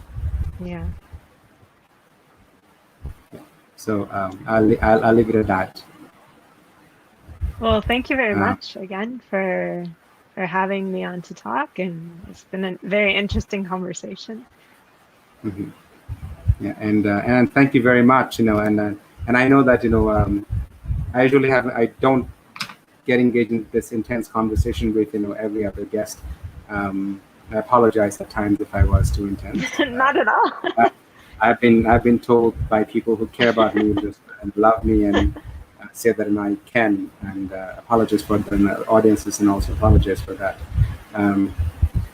But when I do engage, I don't know how I'll unfold, and I trust that embodied. I trust that embodied ways of knowing to understand can be co-create, co-know together, right? Exactly. So, Dr. Elaine, thank you very much for giving us the time, and we look forward to have more conversations with you in future, particularly about bridging. And at any point in time, if you want to revisit this conversation, it will live in the cloud forever. The contribution of Al-Khwarizmi, right? For sure. For sure. Have a great day. You too. Take care.